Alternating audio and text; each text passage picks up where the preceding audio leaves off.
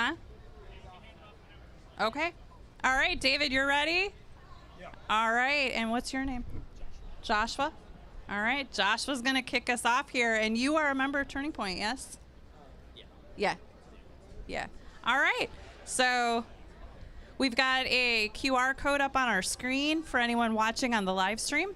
And if you feel so moved to donate and help support us growing our National Ground Game chapters across college campuses, and that allows us to bring the Unfuck America Tour to a college campus near you. All right. All right, Joshua. All right, that's all right. Sure.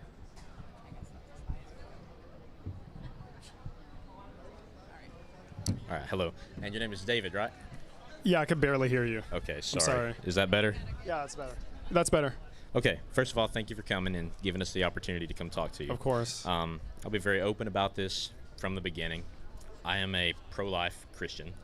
I believe that, scientifically speaking, the development of a genetically distinct human organism begins at the moment of fertilization. So really then the question becomes personhood, right? Legal personhood, what we assign personhood to. Oxford Languages defines a person as a human being defined as a individual. So from the moment of fertilization, it is genetically distinct, and it's a member of the human species. So it's a person by definition. My question to you has to do with fetal homicide laws and whether or not you believe those are consistent with the pro-choice stance. So in about 38 states of the Union, if I'm correct, there are fetal homicide laws, which essentially states, that if a murderer, kills a pregnant woman, that essentially they could be charged for killing the woman and the fetus, right? Do you agree with those laws? And if so, how do you reconcile it logically with the pro-choice stance? Wait, just to quickly understand, do you support Donald Trump? Not really. Okay. Did you vote for him in the last election? No, sir. Okay, got you. Well, I think even though believing that the laws are just, I don't necessarily believe that that affirms this idea that this individual within the woman is in the same standing as the woman that was murdered, for example. And typically, when there is like a huge legal consensus, you're going to see this across all jurisdictions. It's not really what's happening. So if the individual wanted to take that child to term and for that to be stripped away as well as the life of the mother, I think maybe that can be an additional charge, and that's typically how it operates. But to believe that it's right and it should be done, I don't think necessarily affirms this idea that that person is now granted, that fetus is now granted personhood, which is, I'm assuming, what you're going to get to, right? I mean, by the definition of personhood, like what would you define as a person then? Because I'm citing Oxford Languages, which is considered one of the most credible dictionaries in the world. I mean, it's an individual human being. It is a genetically distinct from the moment of conception, and it's a member of the human species. So I would argue, how do you define personhood? Yeah. And if a fetus is not a person, then what is it? I think the actual important question here, I feel like I understand what you're trying to get at, right? Like, I mean, I think I didn't actually 100% hear you. I just want to clarify. The original question you asked is whether or not, like, we think that those laws are okay. Do you believe that laws where a person who murders a pregnant woman and, obviously the fetus dies as well, and that person is charged for 2 murders, do you think those laws are just? And if you do think they are just, how do you reconcile that with the pro-choice position?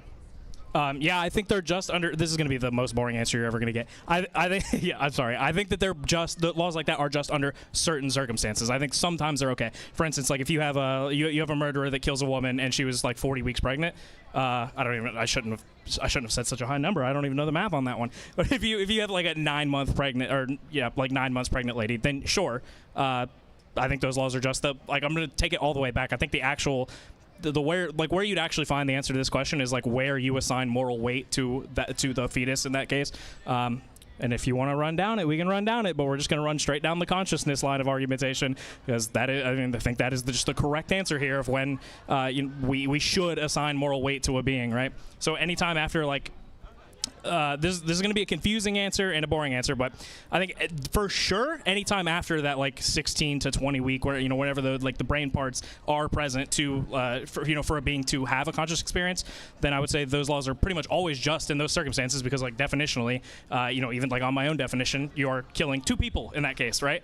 Or you're killing two people that deserve moral weight. We should assign them moral weight to those people. So those laws are always going to be just in those circumstances. I think the more interesting question, probably what you'd want to talk about, is like before, like if it happens with like a 10-week pregnant, or a woman that's like 10 weeks pregnant, what would we say? Yeah, so it's to my understanding that you assign moral worth to human conscious experience, as you said. I've listened to a lot of debates where that's the case. I don't think we're going to get agreement on that, but my question to you is, why do you assign moral value to the conscious experience? Because I think that everywhere we look, seems to be the thing that we care about as like protecting as humans. Like when we're talking about like laws like this right now, we're like talking like in the vein of like harm laws governing harm, right? Or murder and assault, whatever those things. Like the thing that we are trying to protect is that conscious experience. Like any other, any other time we have like that conscious experience is not present, we seem to just not care as much. And I think there's something there. There's like an intuitive feeling that that's the thing that we care about.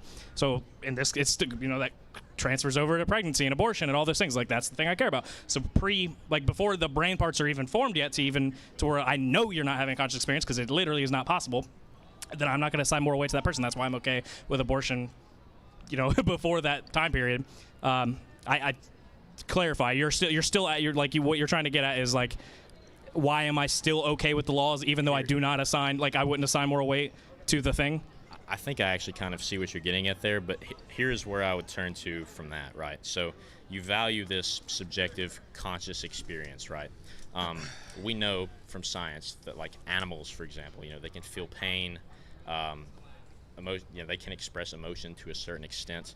So my question is, while some animals can have that subjective conscious experience, why is it that we value the humanity in addition to that? What about humanity is unique and worthy of moral value? Well, in the case of, I don't know if we would say we don't value any other types of like consciousness. We do, like love my dog. Like we value dogs. What you're getting at is like, why not the same, like to the same degree? Why is humanity special? I think it just comes down to like, it's a thing like me. Like I know what it's like to be a human being. I could never tell you, never in a million years could I like describe to you what it is like to be a pig. I have no idea, and I'll never know. I never could know, but I know exactly what it's like to be a human being. I might not know what it's like to be exactly you, but you're like, it's a class of thing. So I care about human consciousness because I know what it's like to be a human who's having an experience in the world. Right? That's fair. I really guess the last thing I would say is we all have that shared experience. We don't really remember being in utero, right? We don't remember our time unborn. At least I don't, personally. But I would also say that we don't necessarily remember, at least I don't remember the time right after I was born. I personally don't remember being an infant. So if it's that shared, remembered, conscious experience, then why isn't the shared experience that we all have before we could remember it valued the same way? Well, I think it's simply a recognition that even prior to your consciousness developing to the stage it is right now as a college student, they have that capacity. Well, obviously, again, not as developed, they can still relate to you in that way because they've have those thalamocortical connections after 20 weeks. And as they go on in life, they will continue to build those experiences that we relate to so deeply. It really is. It really does come down to the simplicity of it's a threshold issue. Yeah. There's the time pre-ability to deploy consciousness. There's the time post. Everything post is the same. Everything pre is the same. It's just that once that threshold has been met, then you're like a different type of thing, or at least I will assign you a different type of moral weight because you have a different type of capacity now. And so, like, I understand what you're getting at. Like, I don't remember. I also do not remember what it was like to be a one-day-old. I remember. I don't remember that at all. I also don't remember like half the stuff I did last week, but that doesn't mean that like during those time periods where my memories just shelved all that and tossed it off to the side. That doesn't mean during those time periods I didn't maintain the same moral value. I don't consider memory, right? Like, sure. Memory's memory. It's a different thing than consciousness. Go ahead. All right. Well, I don't think we're going to find agreement, but I appreciate your opinions, and thank you for coming again. Yeah, of course. Likewise. Thank you for being respectful. And not voting for Trump. Thank you, King. Did you vote for Trump? Of course. Of course you did. You sound just like him.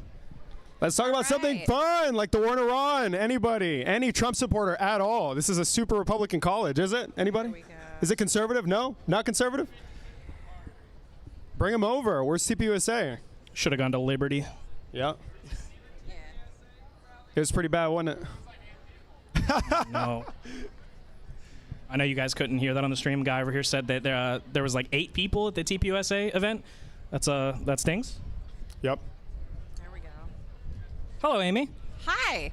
How's That it mic going? seems a little high for you. It is a little high for me, but I feel like most people are taller than me. Maybe. All right. Who's going to come debate a liberal? We know someone out here has an opinion.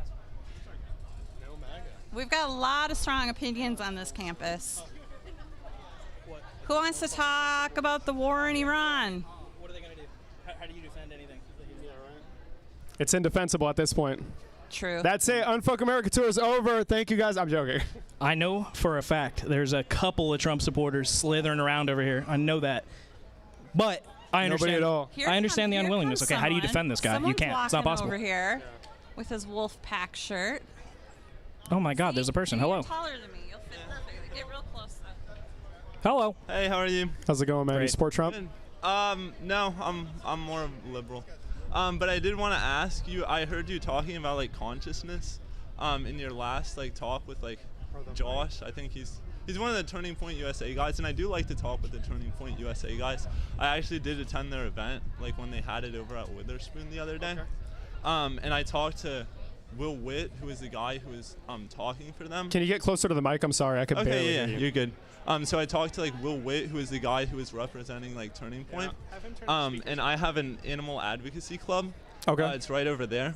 Kind of the reason I started it was when I was younger, I used to be very pro-life. Okay.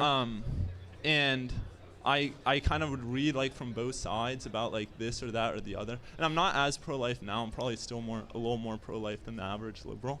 But I started it because I was reading an article about abortion from like the left's point of view, and it said that like if y'all care so much about abortion, if you care so much about the conscience of like a kid who's not even born yet, then why don't you care about like the consciousness of animals who are clearly clearly feel more pain, and are clearly more developed and are much bigger than like a fetus that's like about this size. And anyhow, so like that's kind of like what led me into like stopping eating meat and starting a club to like promote that, and this and that and the other. But I was wondering because I asked the Turning Point USA guy about that, and he used to be a veterinarian. He used to work a lot with animals, and he said that like part of like their movement, they want more outdoor space for animals. And this and like would y'all as like a more liberal side like still commit to like stuff like not like caging hens and not putting like pigs in like gestation crates, which are like would y'all commit to like doing stuff like that for animals? I'm okay. There's wind. I'm losing stuff. There's definitely things that I would commit to in terms of, or like policy positions that I would be pro in terms of like better treatment of animals. I don't know, like how far are you like asking to take it? Are you like going like all the way down the veganism route?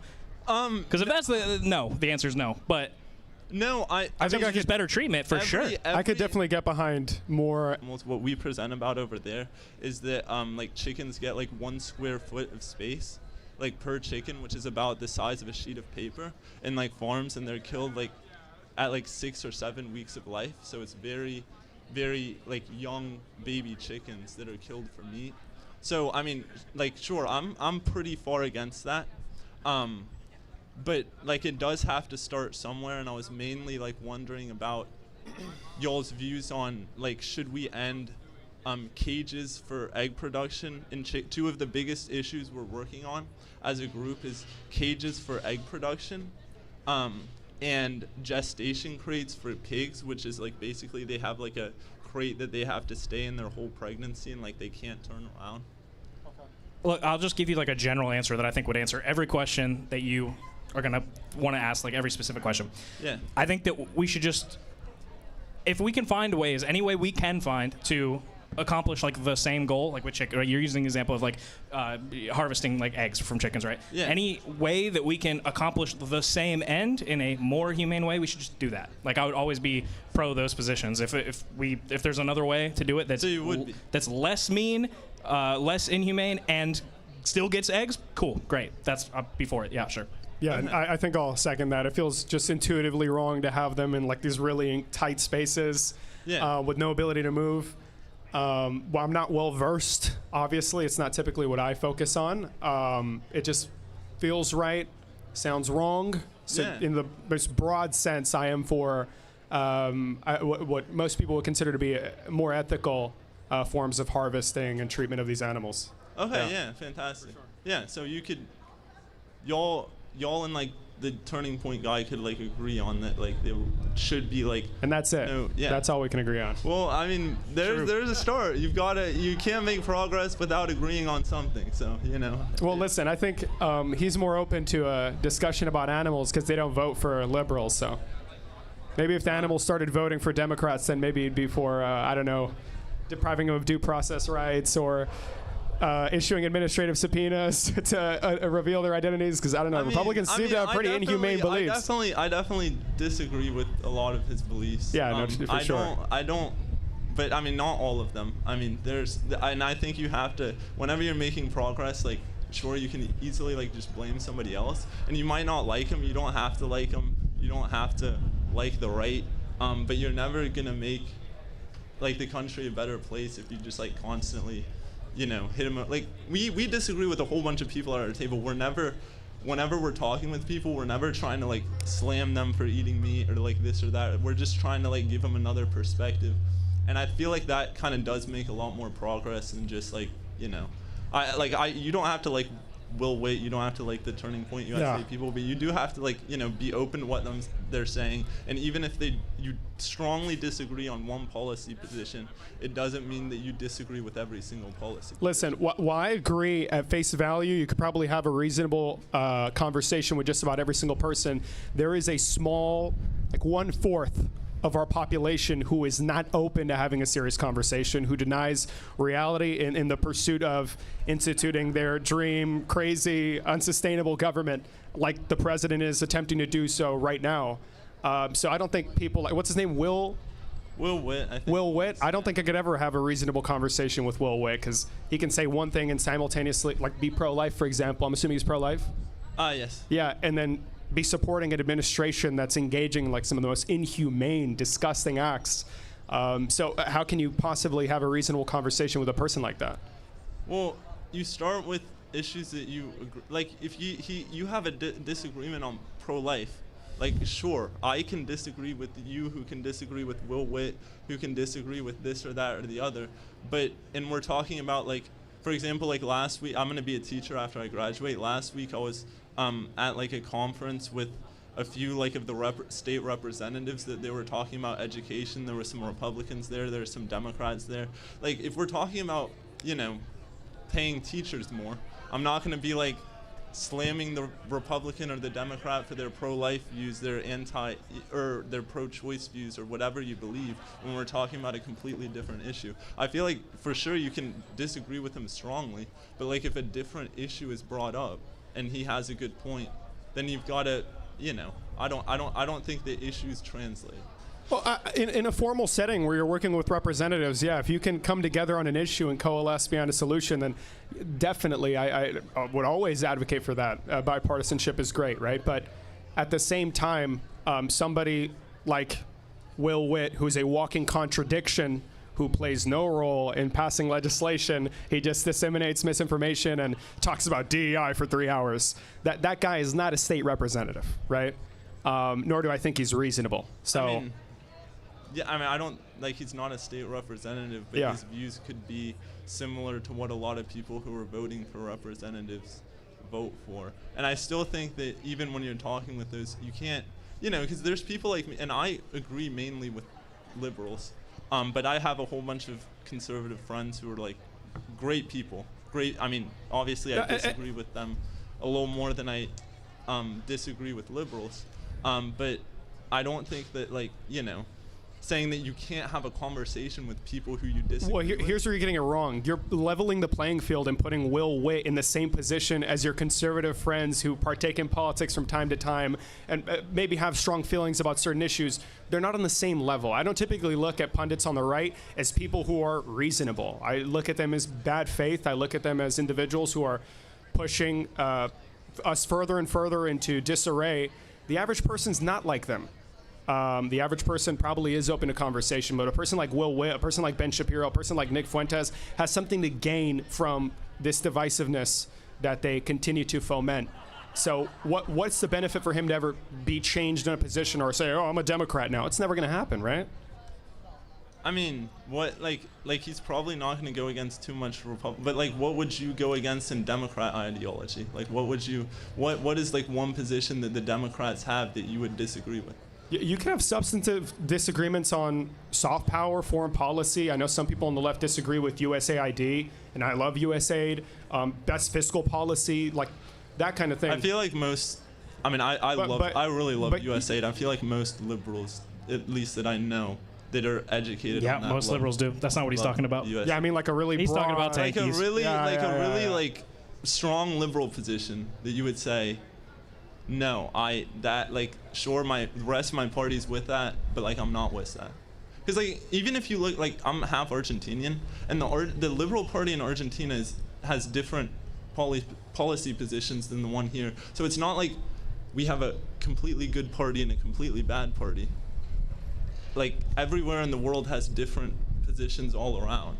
So I mean, there's generally like I feel like unless you're always buying into the mainstream ex-liberal conservative damn mainstream media. Fuck. Yeah, but like if you're always, or even just like the social media that's like, oh, liberals are all right, conservatives are all wrong, or vice versa, like you're gonna have some different views to what the Democratic Party platform is or the Republican Party platform is, even if you support one party over the other. Like what would be a view like that? Yeah, I feel like I don't think what you're actually asking for is actually possible on the left. Like I think if you asked a right-wing person this, there's answers that you could get in return, because the reason we don't have because what you're asking for ultimately is what's an issue where like 95% of the left wants this position, where you're different, you want this over here. Yeah. We don't do that. We don't do that here. The reason you can get stuff like that on the right every once in a while is you'll have like your Tucker Carlsons right now that are he's freaking out about the Iran war, right? The reason you can have that is because the whole party, when the stuff happens on the right, or when Trump says that this is what I want, the whole entire party will coalesce around that position. How do we go from like no new wars to like I'm gonna bomb the shit out of Iran and you're gonna just like it? But they will coalesce around an issue like this to where they all have to have 100% agreement now, even if it's a 100% flip from the issue they had last week. We just don't do that. There's no one issue where I can point to, at least not major issues. There might be like very small things that nobody really cares about, where it's like most people just think this and I think this. That might be the case, but there's no major big issue, that gets talked about like on a national level frequently, where 98% of the left thinks one thing, and there's a couple libs out here running around that think the other way. That just doesn't happen because we don't coalesce like that around issues. We all have different opinions. You do, because like for example, my mom was thinking about running for mayor, or like running for a city council position as a Democrat, and she had to like fill out a checklist with the Democratic Party on issues that she agreed with. One of them was being pro-choice over pro-life, and she was not, so she couldn't possibly be a Democratic representative. They wouldn't fund her. So like there are issues, like there's in the Democratic Party there is issues that if you disagree, you can't necessarily get funding from Democrats. Well, we might virtue signal on issues a lot. There's plenty of that going on. But like if you think if you think a different way on a certain issue, there's social groups that are going to hate you now.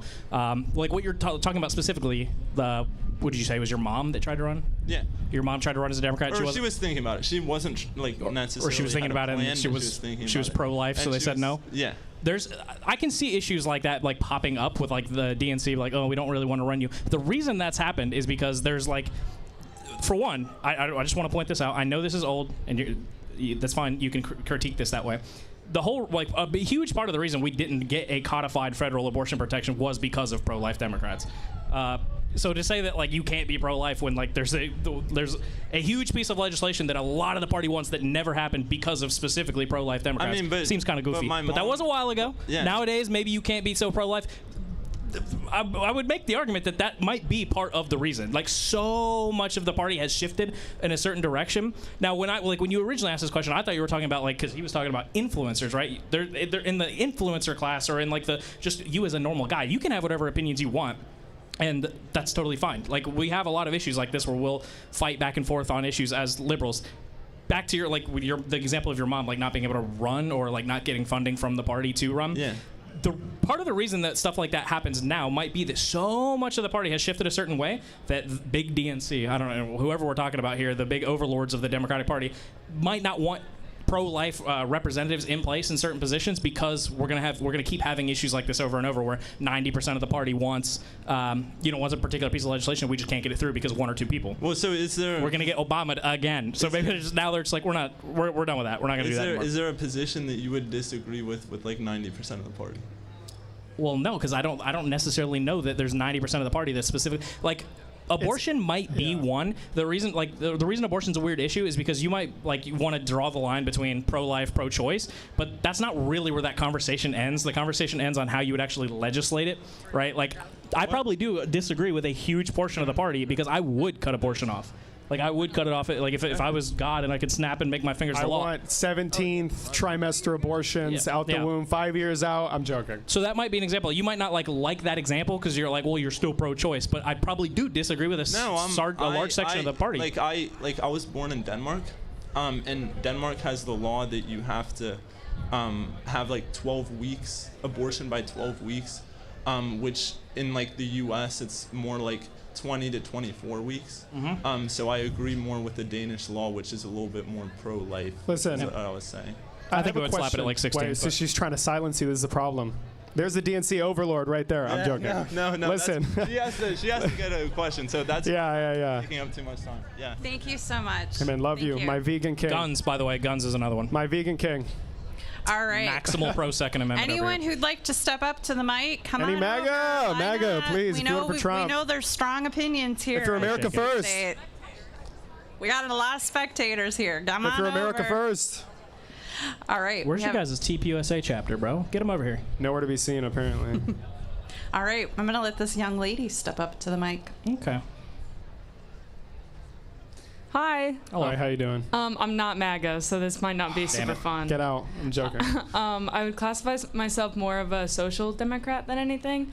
I guess one of my biggest questions for liberal Democrats is for the 2028 election, do you think it's important for us to lean more into social safety nets and more leftist policy than liberal policy, because that seems to be what people are reacting to more for elections? Populism? Yeah. Yeah. I think a humongous portion of our focus for the 2028 should be around economic issues, whatever form that takes. We might have slight disagreements on what policies we should put forward, but I think a huge chunk of the campaigning or the focus for the 2028 campaign should be around economics. That just seems to be what people care about. Everyone loves to think that Americans care about foreign policy and stuff, but we can't see 2 feet beyond our own faces. Okay, so we don't care about. We'll complain about stuff that's happening elsewhere, but we really don't. It doesn't affect our voting decisions that much. Economics does huge. If you're paying, I don't know, what's gas up to nowadays? I just drove down here. It was I paid $4.20 on the $4, $4.10. $3.90 when I got mine. Really bad. Yeah, if that's the situation, if we're still dealing with stuff like that around 28, you just hammer it, and that'll be what carries the day. Yeah. Now, if you were to provide policy solutions, you have to make sure that they're feasible. I think the American people are incredibly upset with the representatives in Congress right now, and they feel as if every single time we elect somebody, they have a bunch of false promises.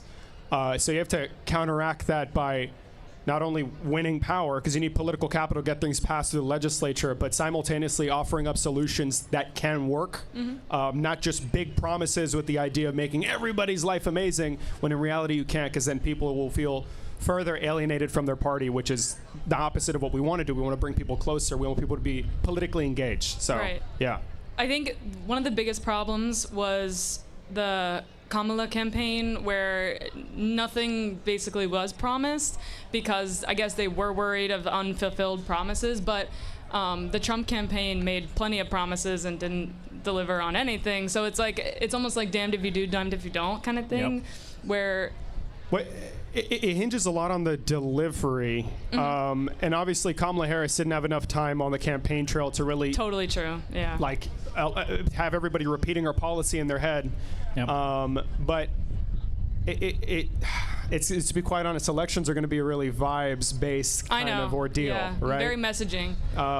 So in that front, leaning into individuals' inconveniences and what affects them on their day-to-day life is going to be effective. But when it comes to long-term political power, which is what we want to enact huge policy like a single-payer option, for example, you need to make sure that those promises can be kept and we change the messaging. But I think that's more of a messaging issue because she did have policy. Yeah. She wanted to expand the supply of Yes, housing. yeah. She was going to continue the initiatives under Biden to provide municipalities with efficient housing programs that could build units quickly with government assistance as well.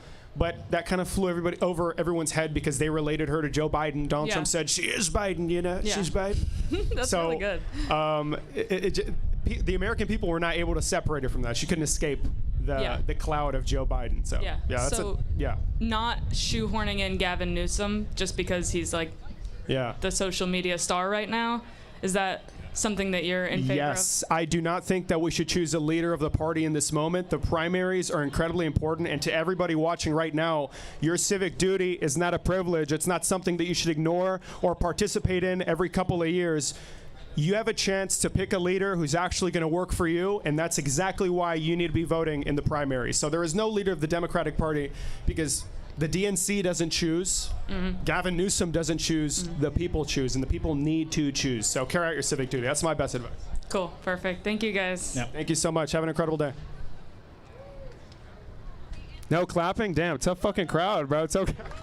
Come on.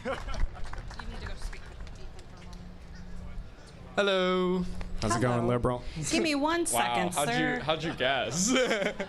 All right. So, hey, everyone. I am going to bring in our National Ground Game President for NCSU. We've got Marshall. Nope, you're going to come here. You're going to sit next to David for a moment. And David can chat with you a little bit about the chapter. Amazing. You're going to take away the mic from him. Wow. Wow. You're Oh, such yeah. a piece of shit. I'm And you know joking. what? Way I mean, we liberal gotta voices. get this figured out and get people talking about it. Yeah. So you are the... I am the chapter president of this National Ground Game chapter at NC State. We just got started this semester. Yep. I believe we were actually the very first chapter that ever got started, but we'll have to check the files on that one. I think we actually opened on January 6th, so that's kind of interesting factoid. Very memorable day. I wonder why. Yeah, I wonder why. So a little thing happened on that day that, yeah. But no, yeah, we just got started, and we've been doing some good tabling work and fighting misinformation, and we even had a meeting where we shared some connections that a certain group has to January 6th as well. They were kind of well funded in that Turning way. Point USA. Yeah, so that was a fun discussion. But yeah, we're going strong. First semester, and yeah, we're just going to head into the next semester with midterms, even bigger and better. And to anybody that may be curious, so the people watching, how can they join the National Ground Game chapter? So the best way to join and get our information, if you go over to we have a table right over here. We're doing voter registration. Go to the voter registration table if you're not registered already, please. Yep, and we have forms to fill out. It's really easy. Just fill it out and send it into the board, and we'll tell you how to do that. But yeah, if you go to that table, we also have our NGG at NCSU Instagram. Scan that QR code and follow us on Instagram, and you'll get all the information about when our meetings are. This semester is about to end, so it's kind of pointless to say this, but we do have our meetings every Wednesday in the Senate chamber from 4 to 5:30. But yeah, next semester we'll have a new time, new day, and we'll keep you updated on that on Instagram. Amazing. Yeah, make sure you grow that chapter, because if not, we're going to fire you. I'm joking. Yeah, check the metrics. Yeah. Keep me honest. All right, thank you so much. Of course. Thank you. Thanks so much. Thank you, Marshall. Everyone, give Marshall a round of applause. This is a big job. Get engaged, please. All right, I'm This is the going first to step. Andrew back in here. I've returned. Welcome again, liberal. I'm back. Okay. Obviously, I'm liberal. I don't know what gave it away. But I think the greatest strength that the right has right now is its religiousization of its politics and policies. It really gets a passionate backing to those. So I think that my question is, within state campus, there are several religious clubs which are right-leaning, obviously, and very strong in their attendance, but there's not one like atheist organization to my knowledge, and I think I did a pretty good job of looking. So my question is, how could we as a student body foster that same sense of like community and moral backing, I guess, in a secular, non-predatory way? What would an atheist org even look like? I understand, like, Bunch of cool people. It'd be really cool. Well, no, I just been like, what do you do? Like, I understand, like, the whole point. If you're at college and you have like your Christian clubs, I understand, like, your whole point, or like the whole thing that you'd be doing is just like you bond over your religion and you're talking about, or maybe you're reading Bible verses. I don't know, never been a part of one, but I'm trying to imagine the other side of that. What does an atheist organization do? Well, I mean, what realistically do religious organizations do? I don't know. Ask them. Preach the gospel, brother. I've never been a part of one. Preach the gospel. How dare you? Yeah. Now, Well- listen, I think there isn't really a sense of community within the Democratic Party. There is no infrastructure. There's no infrastructure in schools, anywhere you fucking go. Being a liberal is like a kind of more private thing. You vote a couple of times, maybe you have a conversation at the dinner table, and the right has managed to like sink their claws into religion when in reality their policy prescription does not Doesn't even align follow it. Yeah. with their religious doctrine. But there should be liberal counters to that. There should be a Democrat Christian society. There should be an atheist one.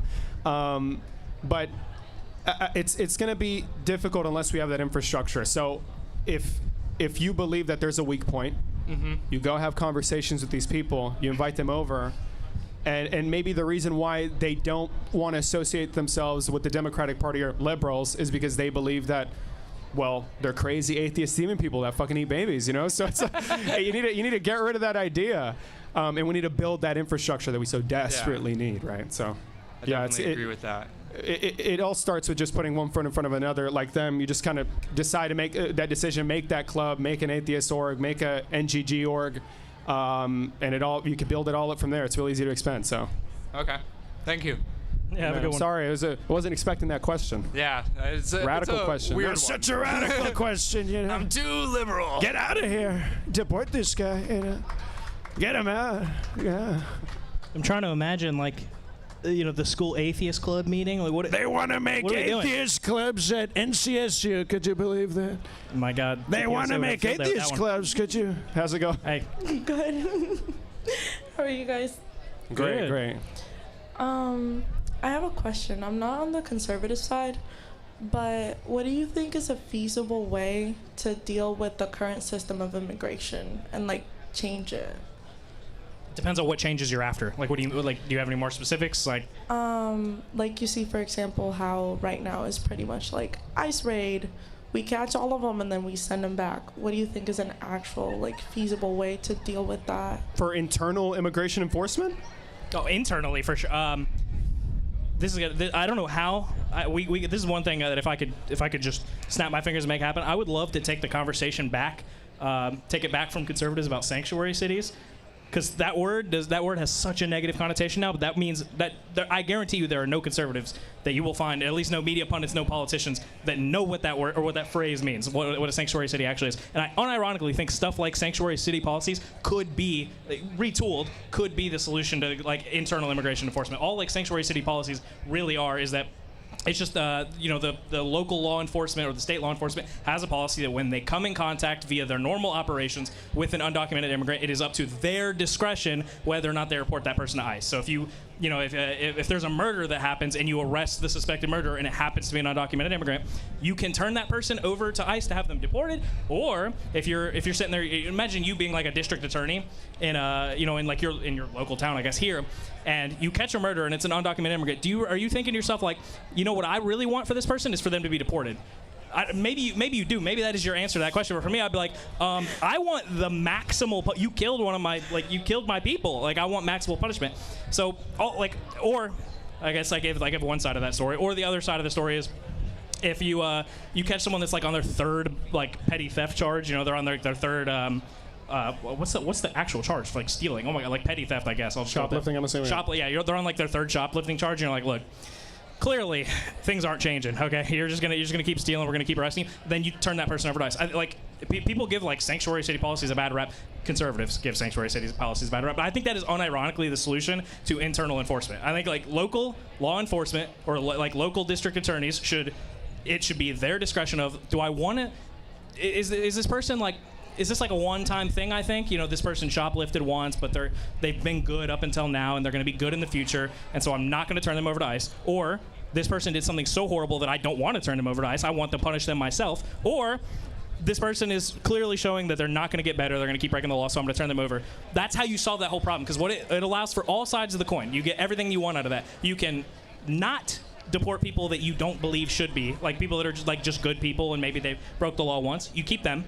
You can maintain custody of the really bad people that you want to punish yourself, and you can get rid of the people that are going to keep breaking laws over and over, and they're just like ruining your community.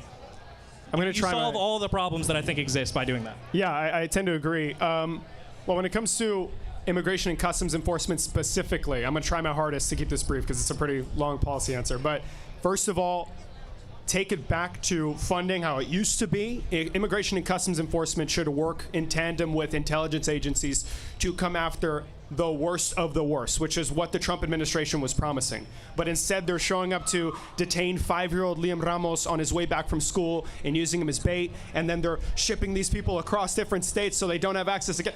It's clear that what they're doing is ruling immigration policy with an iron fist with the intention of scaring people. But that doesn't work. You're not coming after criminals. Recently, a woman was murdered, and Donald Trump posted the video on Truth Social. That guy, his temporary protected status ended in 2024, and he had an order for removal, but they didn't get him. What are they doing? They're wasting their time coming after easy targets, people that don't really pose a threat. So immigration and customs enforcement should target threats to public safety. And to his point, is the idea of getting rid of a bad person to just get them out your house? When you put them on the other side of the fence, they could come right back in, or they can go do damage elsewhere. We have jails here, and if someone is committing crimes, if it's been adjudicated, judge finds them guilty, then, or jury, sorry, whatever, procedural bullshit. Basically, you put them here, because sending them back is just going to destabilize wherever they end up, or they can continue to commit offenses elsewhere. So this idea of just deporting every single criminal probably isn't the best approach. And yeah, apart from that, I love the idea of helping every American and every member of Congress who can't really tell their left from their right shoe, explain to them what a sanctuary city is, because it does solve a lot of those issues. So he covered just about everything. They have stolen the narrative on that phrase. Sanctuary city policies are like some of the best immigration policy you could possibly have, but they've just completely stolen it, and now it's has infinite negative connotation. It's annoying. Okay, thank you. Thank you so much. Have a nice day. Round of applause. Bro, they steal. You never noticed that? They fucking steal everything from us. They steal every single Christianity's gone. We're the ones with Christian values. The only way they can win is by cheating. They steal everything. Hello. How's it going, liberal? I should start. Do you believe that the echo is killing me. Do you believe that an undocumented immigrant has a place in the U.S.? Not a place, but should be allowed to be in the U.S.? Ask the question. Do I think they have a should we let some undocumented people stay? Is that what you're saying? I am a law enforcement officer, right? And I've no Are you actually a cop? No. A cop, dude. I'm joking. I am an immigrant myself, European, granted. But if you get into the country by legal means, you're undocumented without papers, right? This is not you should be shot or whatever. This is just should some law enforcement person find out that you are here illegally, should you be deported? No, not in all cases. This is actually kind of what I was trying to get at with her. Well, for one, it depends on the problem is this is actually a long conversation that we're trying to shoehorn in. It's a really quick interaction. Basically, what I would say for anytime law enforcement or any government official finds that a person is undocumented, I think a lot of discretion needs to be applied and their circumstances need to be analyzed. Like I said, if it's a murderer, no, I don't want that person deported because I want him punished here. If it's a person who's maybe their discovery, so to speak, the way that law enforcement found them was completely by chance. They didn't actually do anything. I can imagine a situation in which you're an undocumented immigrant and you get rear-ended, in your car. And then the cop shows up to take the statement and finds out you're undocumented. If we go through that person's history and find out, they came here 10 years ago, they got a tax identification number, they've been working and paying taxes that entire time, never broken the law, they've had 2 kids while they're here, they're just doing, they're doing American stuff. They're living the American dream. I don't want to just be tossing those people out of the country. I don't think we should do that. Okay, I mean, I understand. Like, I don't. Also, like I have families who I've worked with who have been deported through this administration. It's a terrible process. I'm not defending this administration in particular. I understand, like, you're coming to a country illegally by force, quote unquote, right? The conditions are not great. You're not coming to the country because you necessarily want to leave your home. Like, the conditions at home are worse than it's out of necessity. It is out of necessity. Yeah. But I do understand the point of view of you're here illegally. Sorry, should you be found to be here illegally, you don't have a right to be here. Do you think it's okay for prosecutors to offer plea deals to say you have an organized crime thing, and a prosecutor offers someone in the in that organized crime structure a plea deal to testify against other people? Do you think that's okay, moral? Should that be allowed? I'm not sure. The what I'm trying to get, give me a straight answer. Say yes or no. I can't. Okay, fine. You can't say yes or no. The reason I'm saying that is because there's times in while we're dealing with our legal framework where we have to analyze benefit and harm, right? We're saying is this person, is what they did so horrible that we just have to throw the book at them with I'm sorry, there's no wiggle room here. They gotta go. I can think of serial killers, right? You gotta go, dude. You're what you've done is so awful. Yeah. That we're done with you. But when we're talking about lower level mob guys, well, let's analyze. What did you do? Maybe you did do horrible stuff, but what benefit can you provide me?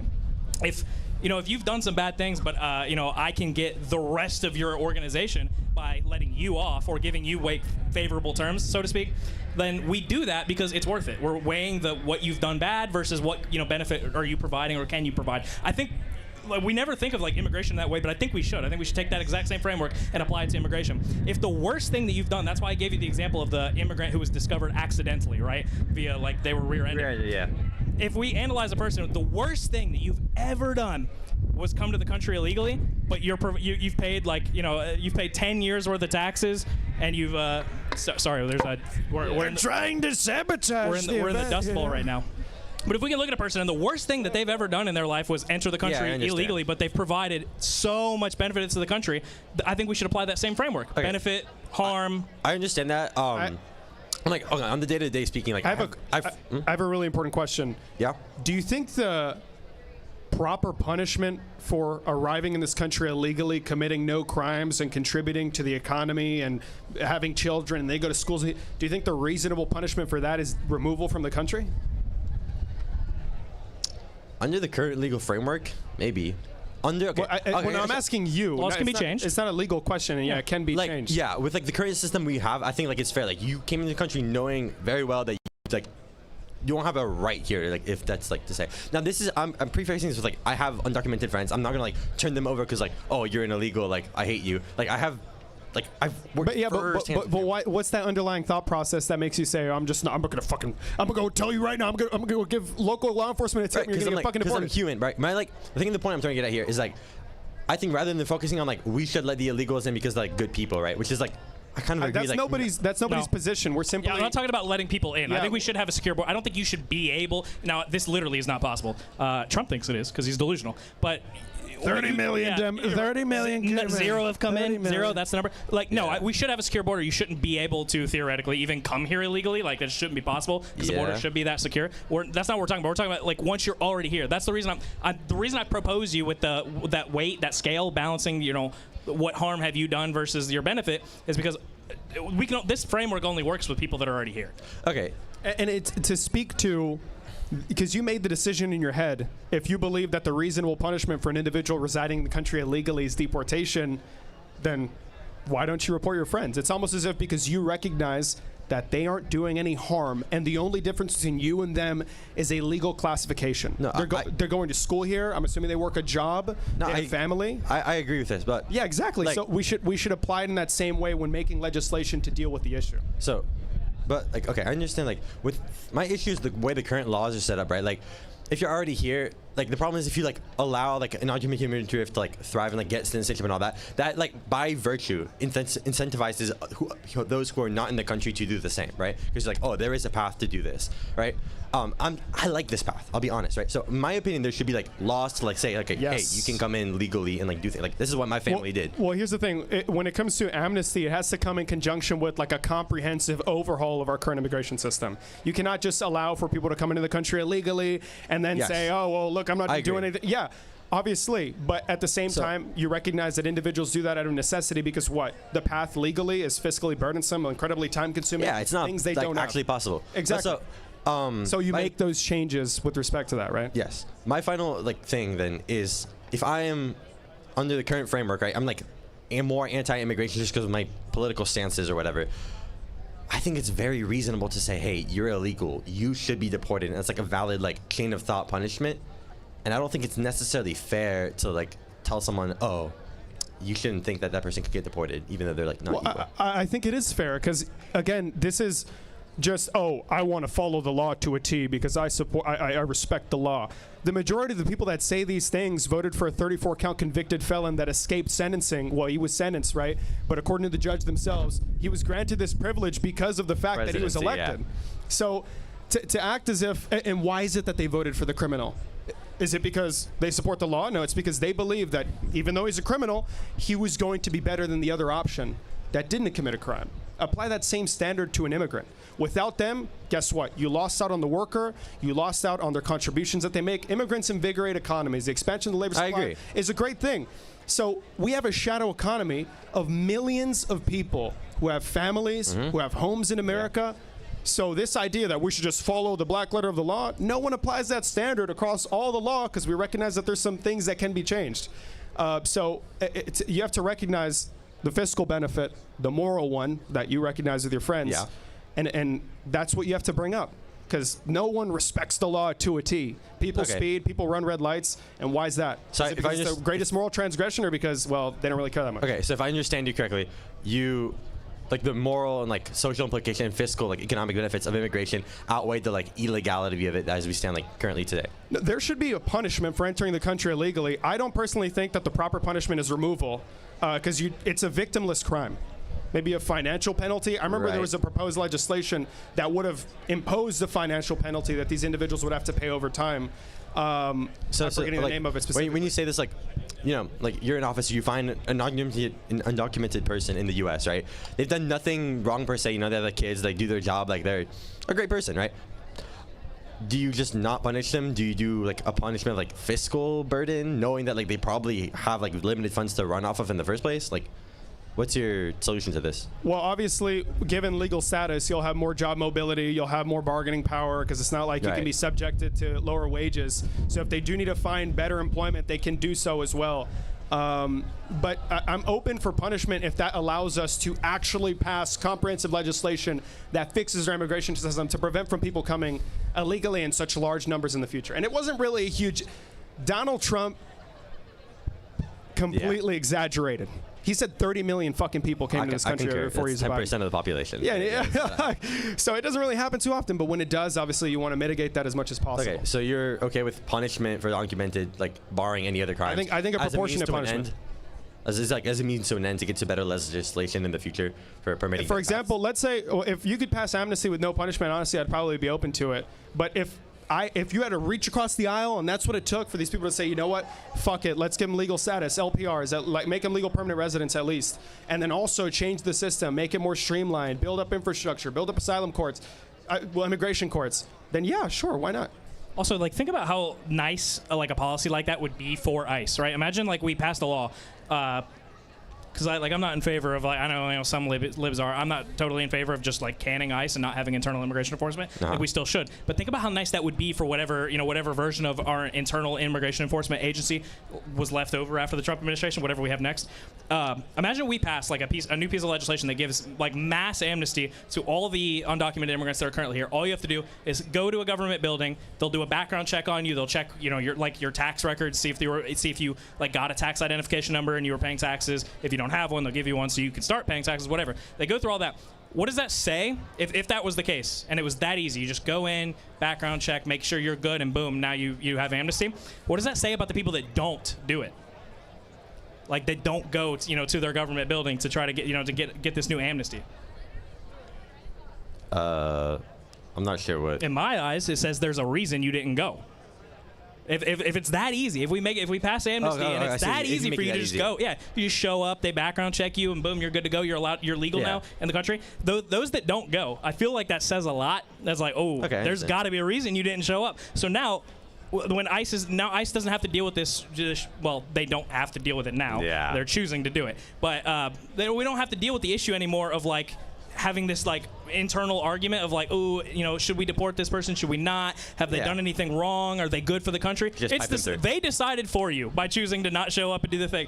No, you would still want to check, but at least in my eyes, if it's that easy and you don't show up, to get your amnesty, you probably aren't showing up for a pretty good reason. Get him out of here. Get him out. I'm not saying instant deport him. I'm not saying instant deport him, but now that means that when the police, I talked about sanctuary city policies earlier. When the police do encounter an undocumented immigrant, you're like, right now, when the police, encounter someone undocumented, like the reaction is like, I understand why you're undocumented. It's really fucking hard. Yeah. But then when you encounter you're like, why the fuck are you undocumented? You're like, you shouldn't be. Like, it's so easy. There's a reason, right? So now we've just made internal enforcement super easy, because they'll just tell you whether or not they're subject to feeling of whether or not they think they should be able to stay or not. I think I like this, yeah. I mean, for the record, I'm pro-immigration. I'm an immigrant myself. Like, I think immigration is a wonderful thing for the world, like mixing cultures and like economically speaking. Illegal immigration is like, I understand why someone would. Super liberal. I love that. Amen. It's like the European liberal. Well, I came from Mexico. I don't know why it's different here, liberal versus like the rest of the world. I don't think that's true, if I'm being honest with you, but I don't know. I haven't been to Europe. But this idea that the politics of Europe and America are like so vastly different to where I mean Bernie Sanders is compared like a center left. Like the term liberal here means like woke or whatever, and there it means just like capitalist, like liberal as in no borders. Well, it means that here as well, but Donald Trump again, like all the other terms they've captured, like woke. Woke doesn't mean. This is before Donald Trump. I promise. They want transgender for everybody in France, and then she was like, the wokeism spreading from the U.S. So. Yeah, no, they capture these terms and they poison them and make them seem like the most liberal means you align with the founders in this idea that every individual should have the right to pursue life and liberty and do whatever they want and specialize in whatever industry and be an entrepreneur. That's what liberalism is. And I think we need to reclaim that word because it sounds really cool. There's like 3 dozen of these words that have been poisoned by the right. Like poisoning the well on the word liberal has been like a 40-year project of the right in this country.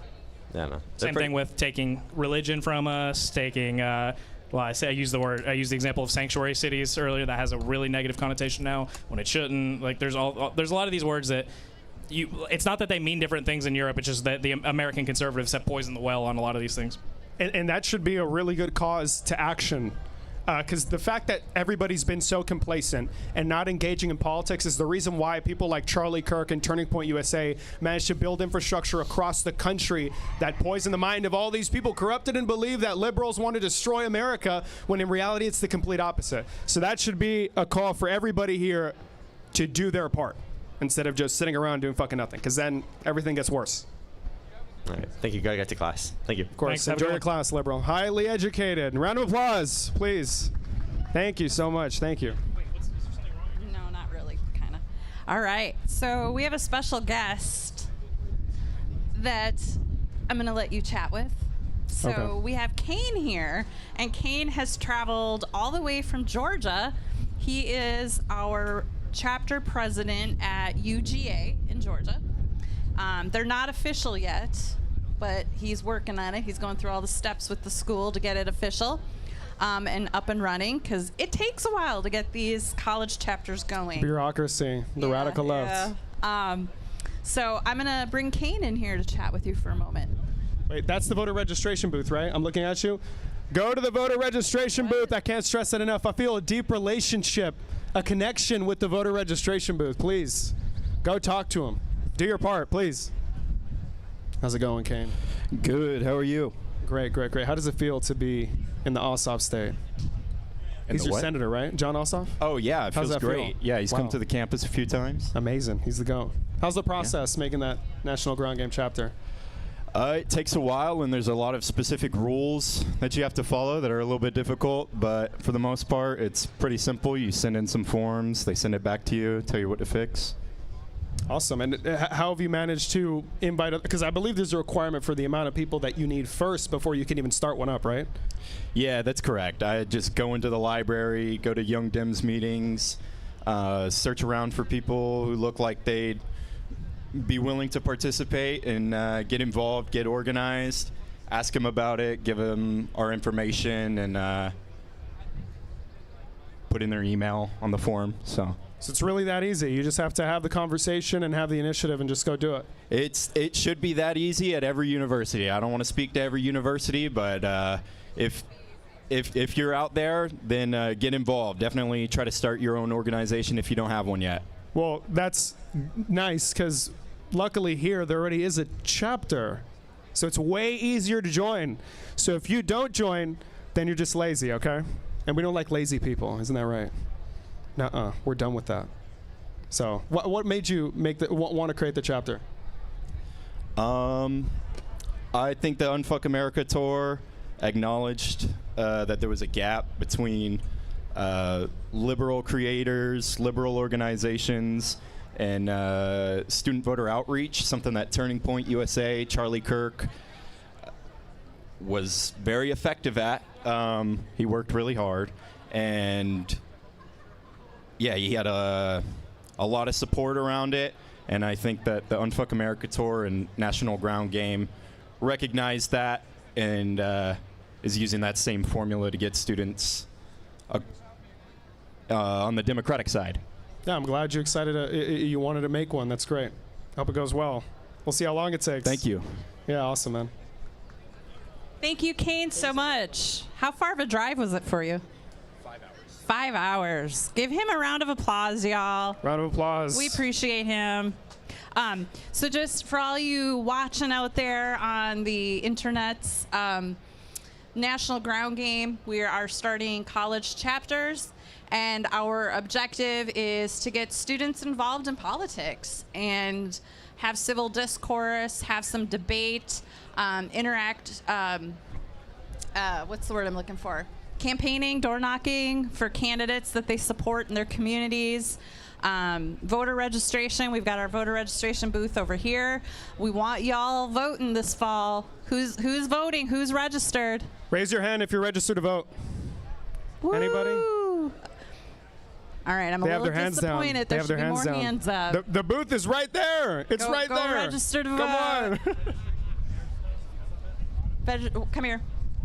Come on in, Joanna. Well, yeah, you know about the oh my God, are we talking about the registration repair stuff in North Carolina specifically? Because in sure, okay, well, I learned about this recently. Here we go. I learned about this recently at Simply Amazing. I learned about this recently, specifically in North Carolina, due to, we'll call it shenanigans with the General Assembly. There's people who are registered to vote may be flagged as not right when election season comes around and not be able to vote because I forget the exact reasoning why, but the action item is on the NC website or on the NC government websites in the voter rolls. There isn't just the voter record for you. You check your name and there's a registration repair section where you have to I think submit the last 4 digits of your social security number or your driver's license or something like that. Is that new policy? It's something going on with the yeah. Well, it's not Trump. It's NC, but more specifically in NC. That's something you may have to do to check another tab in the registration repair section of the NC voter rolls. The same place you check your voter registration normally. Yeah, even if you are already registered, it's incredibly important to check up periodically to ensure that nothing has changed. Oh no, definitely, because they are, especially these days, and with Republicans, the like purging voter rolls and stuff right before elections and stuff like that. Particularly in NC with entire court cases done after elections to, especially with Allison Riggs, to throw out elections because we didn't really like them. We didn't really like the results, and wanting to throw away ballots from veterans overseas and stuff like that. But yeah, I thought it was prudent to mention that. Yeah, even if you're a registered voter watching right now, if you're watching on the live stream, make sure that you are still registered and able to vote. Thank you, Joanna. All right, gonna bring Andrew back in. Sup, Lib? There's no MAGA, is there? I stole your line. You No see that? MAGA? Huh? No MAGA. No MAGA. No Trump supporters at all that have came across this at all. Nobody. No, nobody likes Trump. Oh, God. Wow, TPUSA are a bunch of Lord have fucking mercy. cowards.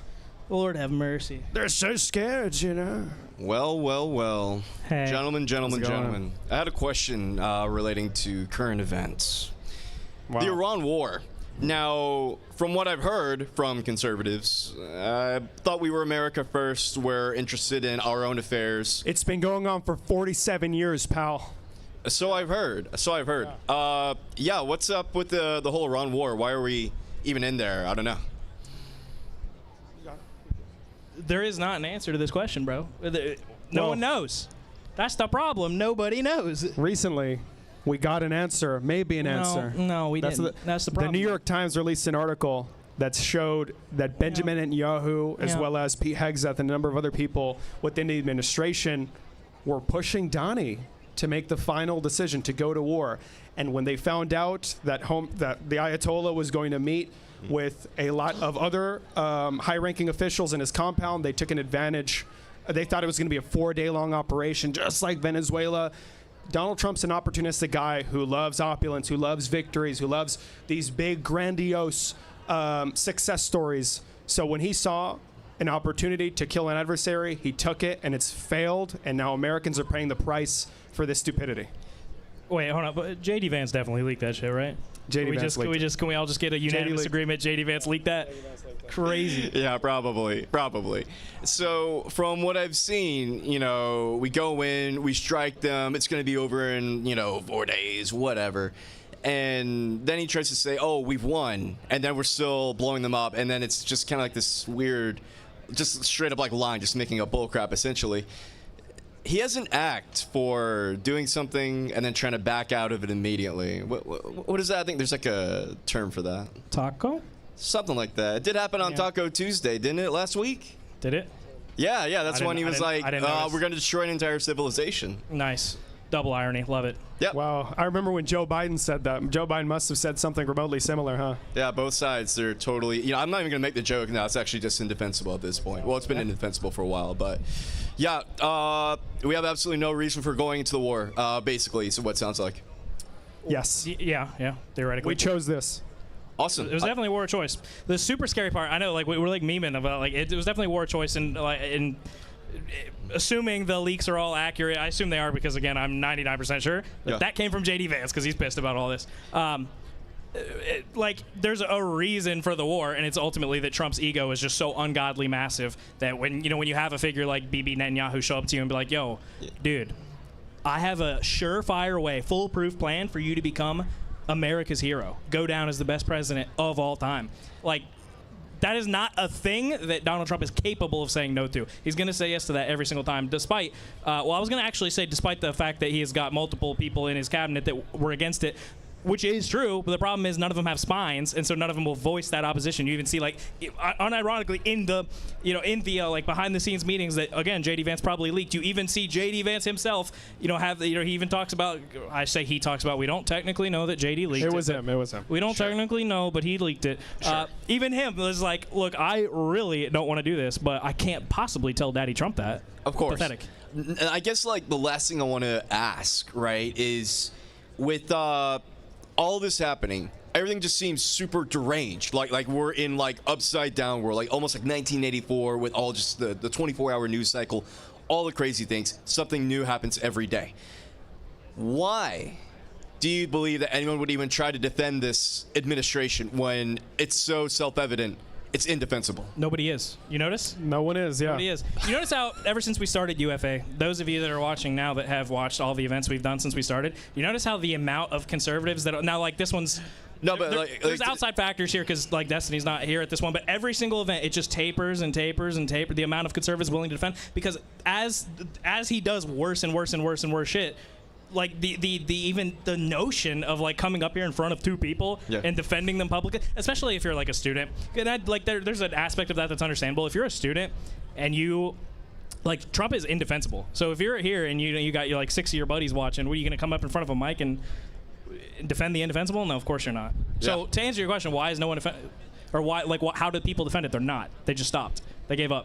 Yeah. And those that are still defending the administration, I mean, it's clear that they have desires outside of what a normal person wants. They want Money. domination. They want to continue this imperialist crusade across the world. And they have an Money. aversion towards a particular group of people that look a certain way.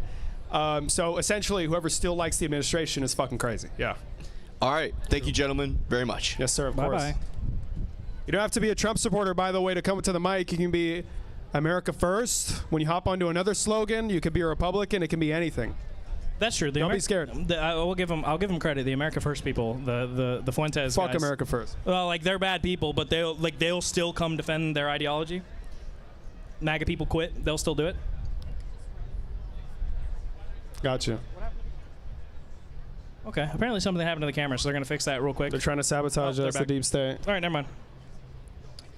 What's up? How's it going, liberal? It's nice to finally meet you. Yeah, nice to meet you. Let the whole world know who you are. Let the whole world. I'm Non-Fun. I've been at a few of these events. I stream on YouTube at Non-Fun. You can watch a bunch of my debates. I've heard this organization is devoted entirely to issues of animal welfare. Yeah, that's what I've heard that too. It's weird. Yeah, I know. Yeah. So I've come to ask if you guys have heard about the wonders of the Shrimp Welfare Project. Enlighten me. I should have clocked it. No, I haven't. Why don't you tell? I didn't notice the shirt. Yeah, go for it. All right. So shrimp are essentially the most farmed animal in the world. Somewhere between 440 billion to 700 billion shrimp are farmed every year. And the farms they live on are typically in pretty bad condition. So two examples I'll point out. One is female shrimp often go what's called eye stalk ablation, where they'll have their eyes either removed or crushed while they're still alive and aware, because it makes them more fertile. And that tends to have obviously problems for them, but as well as their offspring tend to suffer more disabilities and such. And then the way they're typically killed is in what are called ice slurries, where they're essentially buried alive in ice, and it'll take them roughly 20 minutes of suffocating and freezing to death slowly in order to die. Seemingly very stressful, very painful for these shrimp. The Shrimp Welfare Count me Project in. is this wonderful organization.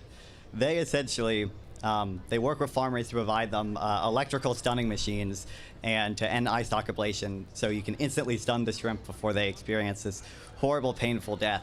And because the number of shrimp being farmed every year is so big, a single dollar to the Shrimp Welfare Project can save roughly 14,000 shrimp over the next 10 years from experiencing this horrible, horrible, painful death. Wow, that's super cool. Where can I go to donate $1 to the Shrimp Welfare Project? You can go to shrimpwelfareproject.org. Wow, so cool. You should add it to the website every single time you donate to UFA. There should be like an extra. Do you want to send money to the Shrimp Welfare Project? Dude, I have a custom link with them and everything now. They know who I am. Listen, I'll put it in my bio.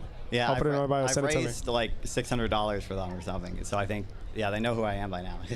$600. How many shrimp is that? It's like, I think 8 million or something. Oh my God. Yeah, That's wonderful. That's the amount of illegal immigrants that came in under Joe Biden. Yeah, that's one day under Joe Biden. That's a lot of humanely sourced shrimp fried rice I could have. That's great. Okay, well, I guess we can fight about this maybe. Do you guys think Joe Biden was too pro-labor, too pro-union? Was too pro-union? Yes. Hold on, not for the reasons you think. No, I don't think he was too pro-union from a principled standpoint, but I think he was too pro-union in the sense that they all turned on him immediately when it became convenient to do so. So I think he should have just said fuck him and left them out to dry and given them nothing. Yeah. Yeah. Not really. Okay. I think he, his pro-union stances are fine, but in retroact, knowing that they were all going to just stab him in the back anyway, he should have done nothing for him. I don't have an issue with a president sticking by the workers. I think that's probably what we should be advocating for, but just not listen. If the next Democrat president works with any of the unions that have stood behind Donald Trump when he gives out those speeches, like the coal miners making the super clean coal, then no, definitely not. That's too. Yeah, the Teamsters, they got to. We're done with that. Get them out of here. Get them out of here. No more of that shit. Yeah, I mean, I don't like that. Not from policy position point of view, but from a fuck you position, unacceptable, not allowed. You just said a bad word. Yeah, I guess so. You're the woe back there. What's the name of the tour again? Unfuck America. I have the fuck you position too, but I'm generally concerned about Democrats. What I feel is kind of too, I would say pro-union policies. I think, I mean, you say like stick by the workers. I think the important thing to recognize about unions is that a lot of them probably help some workers at the expense of other workers. So the clearest example of that is the Longshoremen's Union. Obviously, they're kind of in the extreme, but by refusing to, for example, do certain automations in the ports or whatever, not only do they, that'll secure their jobs, but that harms consumers insofar as it raises the cost of importing certain goods. I'll give my non-meme answer. Okay, I'm done. I'm done with the memes. Sure. Okay?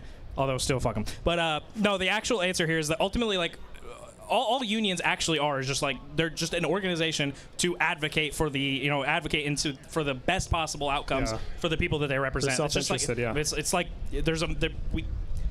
we have like organizations like this in every other. For some reason, we treat unions differently. I don't know why that is the case. It is a politics thing. But they're just like any other organization whose like sole job it is to advocate for the best interests of their people. So insofar as you're like doing more for one group that represents certain people than you are for other groups, and I'm like, drawing the dichotomy between like being super pro-union and then like super anti like business. Like insofar as like people do that, you shouldn't do that. They should be treated equally. But insofar as some like principled objection to being pro-union and doing stuff for unions, like I think that you shouldn't have that. I think it's okay to like be pro-union and do like positive things for them, pass legislation that benefits unions, as so long as that same treatment, that same like I'm gonna go out of my way to help you carries over to every other group of people that are just advocating for certain the positive positions for some certain group.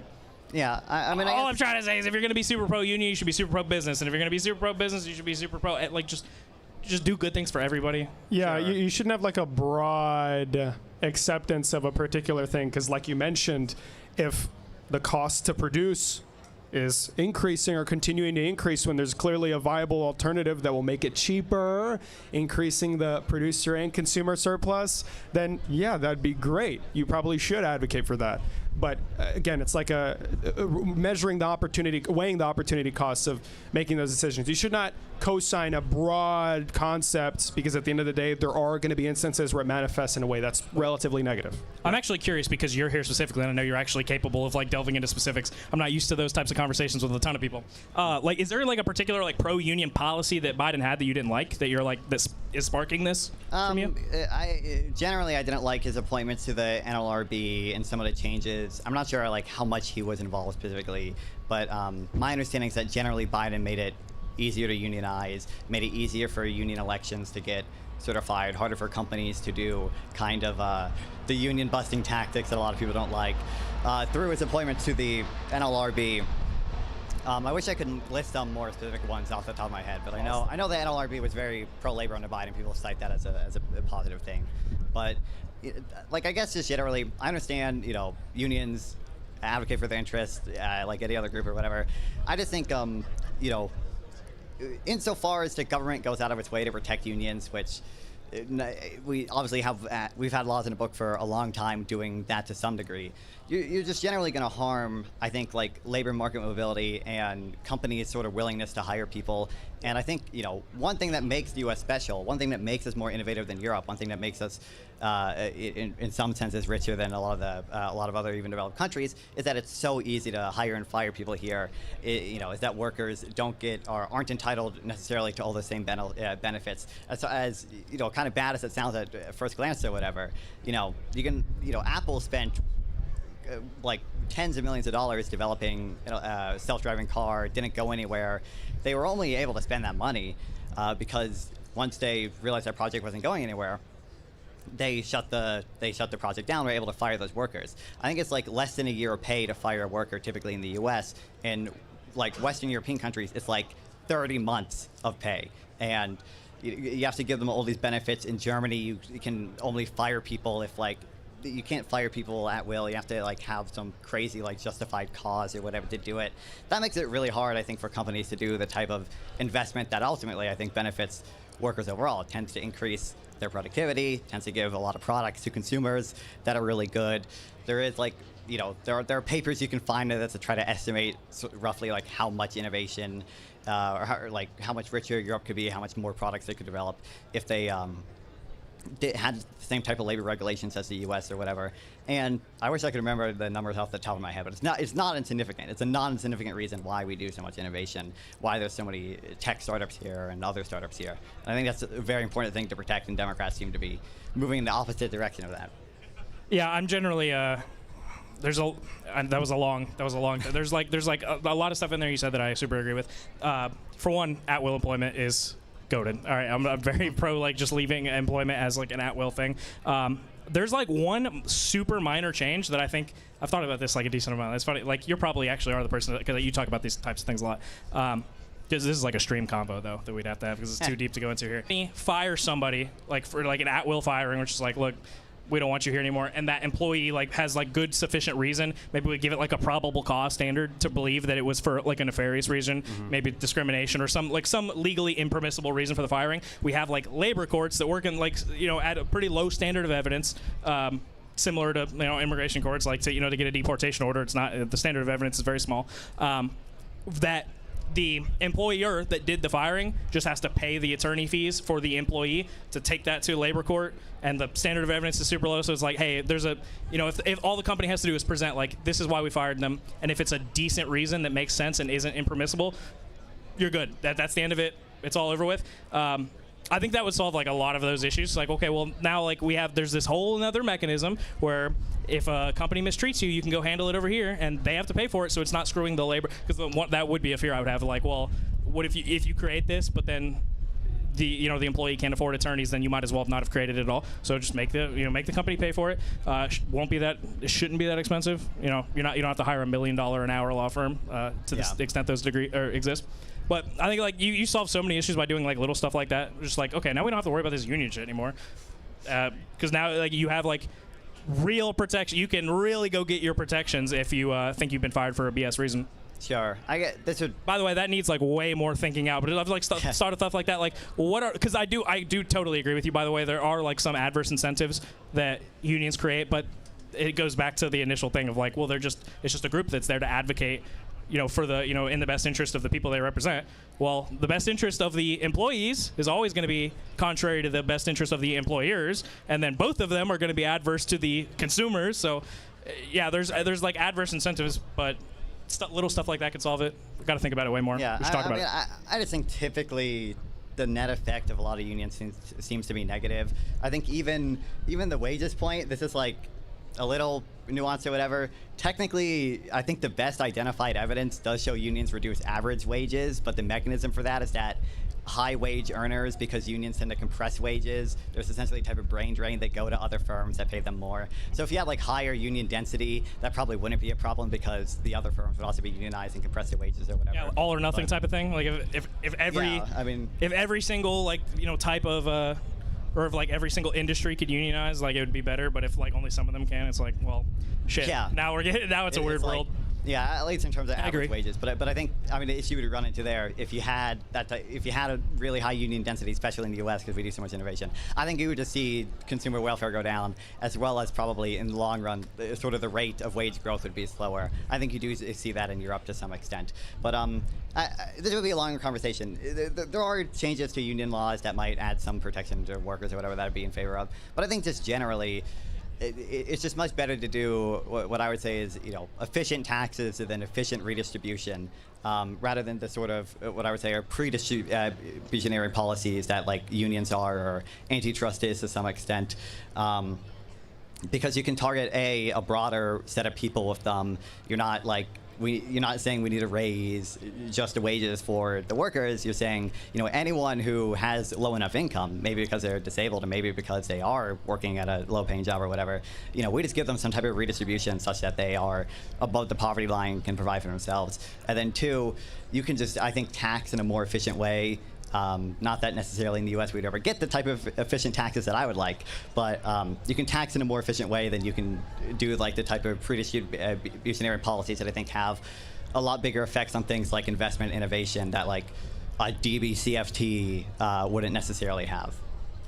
A lot of the like through line to your union stances, and you kind of like mentioned it like in the sarcasm of like not that we'd be able to get the efficient tax structure. So like how do you suppose we deal with issues like this? So unions are like, I feel like one of those issues where there probably are a dozen or 2 dozen way better ways to handle the exact type of issue that like unionization as a whole is even trying to get at. But everything, any of those policies that would like do away with unionization would be so ungodly, unpopular that I think you'd never be able to pull it off. Just like I know, like I'm pretty sure that's what you're hinting at with like, your tax stuff, right? It's like there are really efficient ways we could do taxes in this country, but all of them will be so unbelievably unpopular they will never happen. Yeah, well, there's 2 problems. It's probably almost impossible to like make kind of a populist, widespread supported message about like the policy itself, like an anti-union policy or whatever, and then like the really like wonky stuff, like I said, DBCFT, destination-based cash flow tax. I can't imagine a politician ever saying that phrase to voters just because it's such a wonky, nerdy tax thing. There was a congressional hearing about it, okay? There's a chance. I don't know what the best solution is. I think Democrats need to do a better job at having what I would say are like, maybe not competent advisors, but advisors who are economists. I'll say that. We need more economists advising Democrats with regards to policy stuff. I think it'd be really difficult to make the messaging work. Honestly, I struggle with that. I don't know. That is the issue. That ends up being the issue with like a lot of these. There might be way better policies, but like, and they're just like intuitively so unpopular. It's like feels impossible. I don't mean to like be dismissive, but like the second you're like, I have the issues with like these certain union policies, I'm like, well, tough shit, because like you're not doing anything to unions, and other than strengthen them. You can strengthen unions, people before that, but if you're talking about like taking away any sort of like union strength at all, like it's not happening. Good luck. Sure. Yeah. I mean, even if it is a good idea, it doesn't matter. I don't know what the optimal messaging is. I just like reading about the optimal policy, but we can chat more on stream if you want to. Oh, yeah. But, I'm getting hot out here. So. All right. Have a good one. Thank you. Goodbye, liberal. Round of applause, please. Round of applause. Donate to the Shrimp Welfare Project and Unfuck America Tour at unfuckamericaTour.com. All right. We got to do a quick little battery change here. So. Okay. All right. So how cool are these horsies? Pretty cool. Beautiful. Yeah. Gorgeous. Amazing. Thank you. You're like perfectly in the shot. Oh, are they? They're like right. It's beautiful. It's a beautiful shot. Cool. It's like they planned it. All right. So who would like to step up to the mic and chat with Andrew and David? Actual MAGA people. Wait, there's got to be someone America in here. First, MAGA. Anybody? Pro-war. Anyone? Pro-war. Yeah. What do you think? What's the out of all the stuff Trump's done so far? Like, what's like the one thing where you're just like, yep, that's the worst. That's demon shit. There's no camera on you guys right now. That's okay. They can just hear my voice and his voice. That's really. And look at the horses. Probably either January 6th and the election scheme. Okay, this term. Oh, this term. Fuck. This term. Am I good? Probably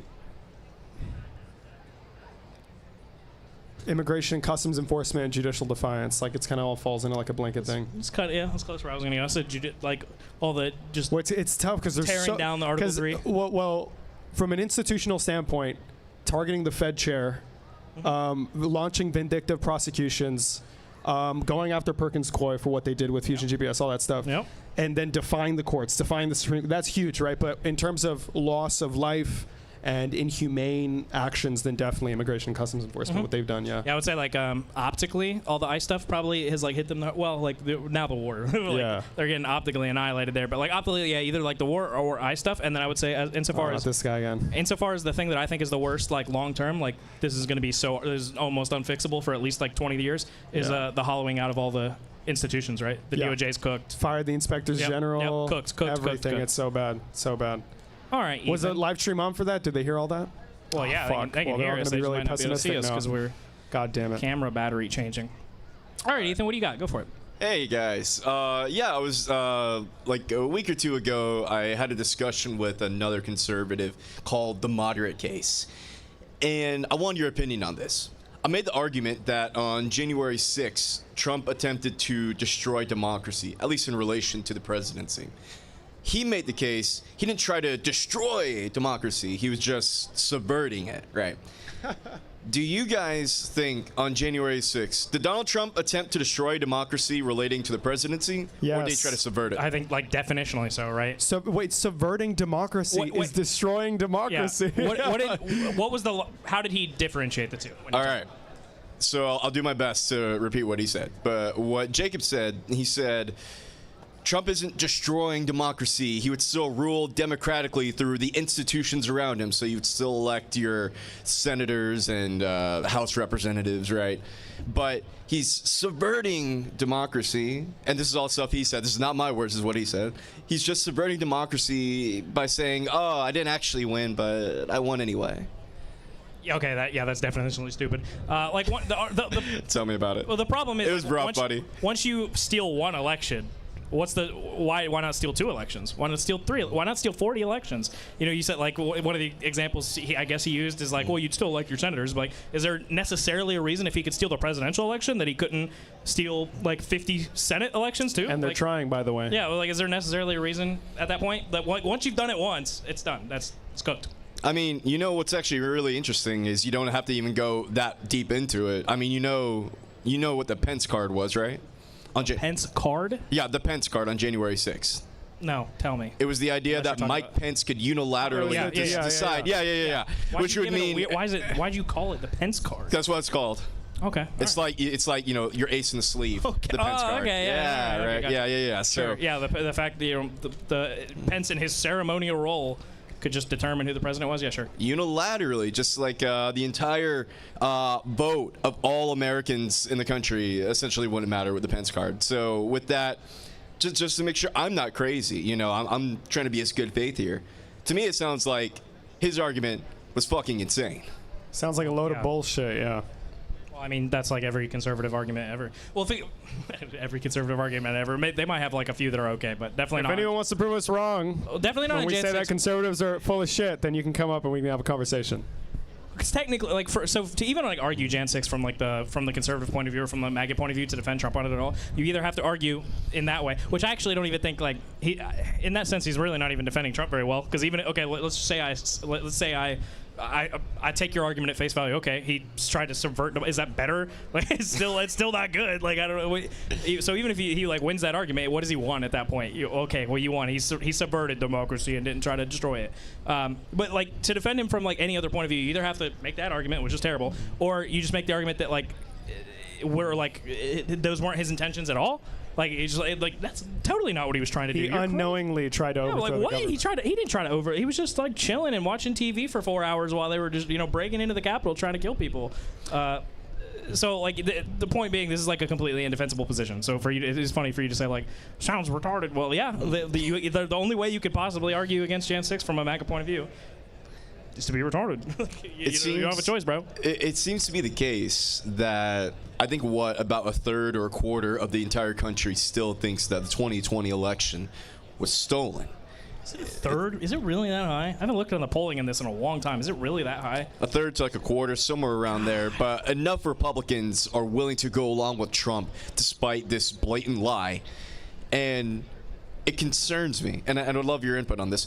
What do we do about this? Like, how do we unfuck the entire narrative relating to this?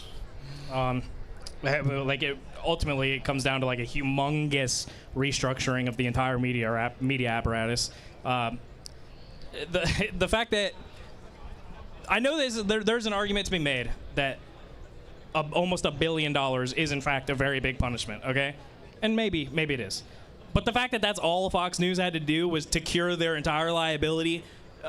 For all of the lies, all of the Dominion voting systems lies, just like pay money and that's it. It's done and over with right there. Just to make sure that I understand, could you like explain what like you said Dominion and like $1 billion? Absolutely. Yeah, what is this? So Fox News, after the 2020 election, went on for weeks, months to spread the lies created by Donald Trump, made up by Donald Trump, in an effort to steal the election. That the 2020 election was stolen. That Dominion voting systems, the voting machines had something to do with it. They were flipping votes. We could release the Kraken, baby. The Fox News pushed these lies in an effort to help Donald Trump steal the election. That's what they were doing. Now.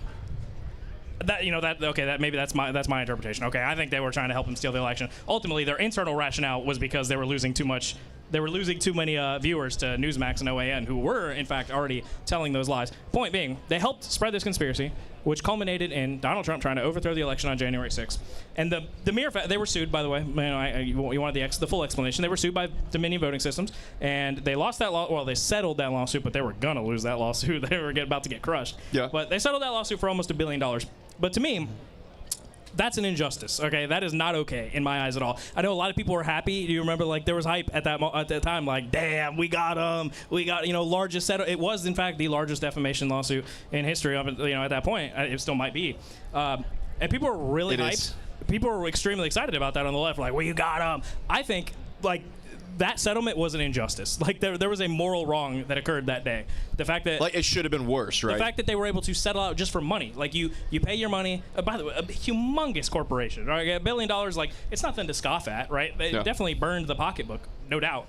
But the fact that you just toss money at the problem and the problem's gone, like, okay, you're good now, go back to doing it literally exactly what you were just doing. Now they have, like, they stopped the Dominion stuff. They're like, okay, we're not talking about that anymore. But the same exact type of thing, the same type of misinformation, the fact that they were just able to pay money and go straight back to it, like, there's no reason at all that everybody involved in that, in that whole scheme, every single person, like, we got in Discovery, messages from Tucker Carlson, from the other hosts at Fox, like, we know this isn't true. This is obviously bullshit, but it's helping our ratings, so we're going to keep putting them on. Every single person who knew that, like, they were just platforming lies and helping Trump to eventually, attempt to steal the election, there's no reason whatsoever that each and every single one of those people didn't have some sort of jail sentence attached to the end of that saga. The fact that it could just be, here's a check, fuck off, and it's over, like, no, absolutely not.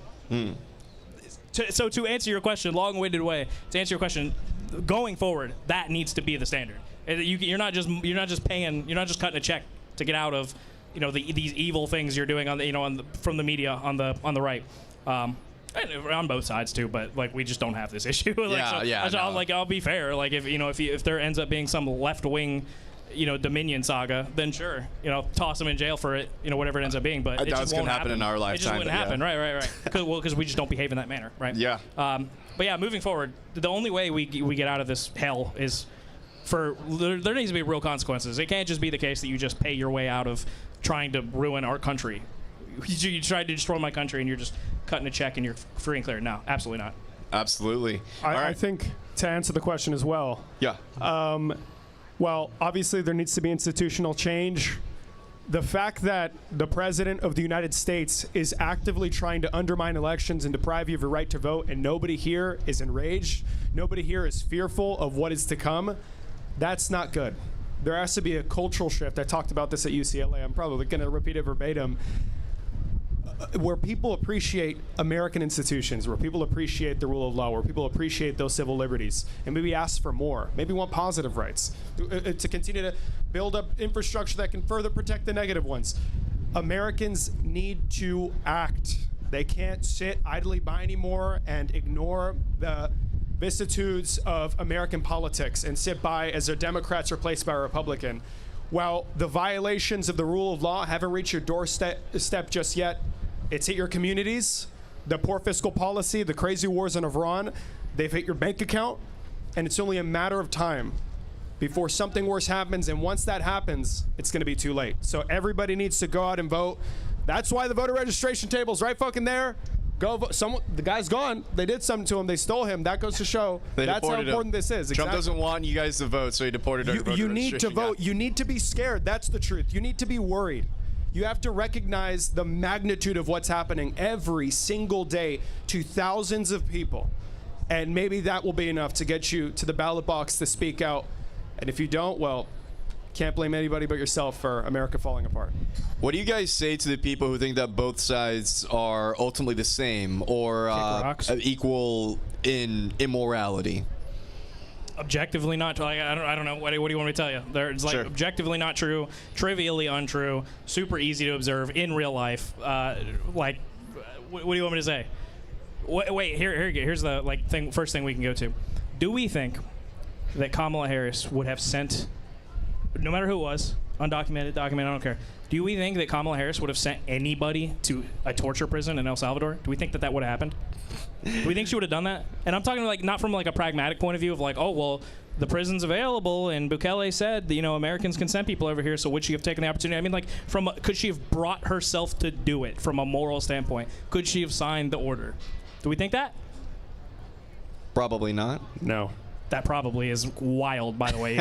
Not okay. That probably is not okay. Absolutely not. So, like, when we talk about, like, both sides are the same, like, there might be policy positions that both sides agree with. But that's fine. This is America. That's allowed to happen. Sometimes that's a really good thing. Sometimes it's not. Sometimes, both parties or, both sets of politicians from both sides of the aisle agree on policy that, a bulk of the population is like, whoa, not cool. We don't like this. That happens from time to time. Not that much, but in terms of policy, we might have like moral agreements, but or we might have agreements on policies. Rather, there might be things that are the same on both sides in that regard. But in terms of like morality, like your goodness as a human being, absolutely not. In no universe is there any Democrat politician, any single person that's in my lifetime even ran for president, yet alone, and I mean like in the primaries, yet alone like been the actual like last person standing in the general. None of them would have ever even like thought twice about like signing that order to send people to a torture prison in another country because they were here illegally. Cool, great. So go torture them. Absolutely not. Never. So no, they're not the same. Stop it. Don't ever say that again. The easiest way to compare it is just by watching Joe Biden's State of the Union address and comparing it to Donald Trump's. Joe Biden was constantly talking about policy proposals. We could. There's a train. That's a bad faith actor right there. Yep, the train. Arrest that guy right now. The guy operating that train. Arrest him right now. He's such a bad guy. Oh my God. Okay, whatever. He dedicated that address to trying to bring both parties together. I'm not saying Joe Biden was the great unifier, but Donald Trump said the Democrats are crazy to their face. He voiced his disappointment for the Supreme Court's ruling to their face. And he said the only way the opposition party can win is by cheating. That's not what Joe Biden did. And that, I think, shows the contrast, the stark contrast between both parties and their goals. Look, one small problem, though, that you have, and these are really interesting arguments from both of you. I do mean that. And I know earlier we talked about the Epstein files, how conservatives are protecting a giant cabal of pedophiles, the Iran war. But when we look on the left, we can see things like Kamala had a funny laugh. Joe Biden, he got like sleepy like twice. Wow. He had a bad debate performance. Yeah, he had a bad True. He was a monster, if you really think about it. If you really, just kind of ponder for a while, just really get in there, yeah, he was a terrible human being, yeah. You got me. Jokes aside, though, he was called Sleepy Biden. He was called Sleepy Joe because we could sleep peacefully. True. Knowing that he was watching over us. I miss our man, Brandon. But, yeah, I would love to hear, and it doesn't have to be a debate, but it could be people who have, questions. So, for example, I'm debating this. If someone were to ask, people like to really fixate on the philosophy of, being transgender. Trump talks about this all the time. And honestly, it's a weird thing to hyper-fixate on, but it's the thing that conservatives always want to talk about. I'll ask, how do you handle or respond when people ask about the question of transgender philosophy? What do you mean? Like when you have conservatives asking if it's okay? What is a woman, Andrew? What is a woman? What is a woman? When we get to what is a woman question, I just don't care. Okay, I'm not doing this. Yeah. Then I'm not doing the whole philosophy of language thing. I'm not gonna do it. Is that what you're asking? Should we allow trans people? What's the response to that? What is your response when? Yeah, I'll play the. I'm asking on behalf of whoever MAGA is here. Right well, now. generally speaking, I have no faith whatsoever that. Well, for one, I have no faith whatsoever that I'll be able to change their minds at all. Sure. I definitely have no faith whatsoever that I'd be able to change their minds with my reasoning. The way that I got to the position of we should allow this. This is fine. Let people do what they want. That's never happening. So I'll just try to pick up or I'll just try to kind of borrow a conservative principle and just apply it back to the same situation. Whether I want to go shouldn't we allow maximal freedoms? Shouldn't America be a place where you can just kind of do what you want and the government should kick rocks? Sometimes they buy that. Sometimes, well, no, sorry, let me rephrase. They never buy that because we're specifically talking about trans people. So they're never going to buy that argument, no matter how much it applies to some other thing that they value. I don't know. You ultimately just have to have like some sort of freedom argument, or that's the way I take it. Other people approach it from 20 other different angles, but I just usually take it from the freedom argument of you should be able to do what you want, and the government should have like very, very, very little say in what you can and can't do with yourself, with your own money, with your own time, with your own body. Yeah. Yeah. Unless they have like a legitimate reason to, because then sometimes I'll have people that'll be like, well, then why can't I have an abortion in 9 months?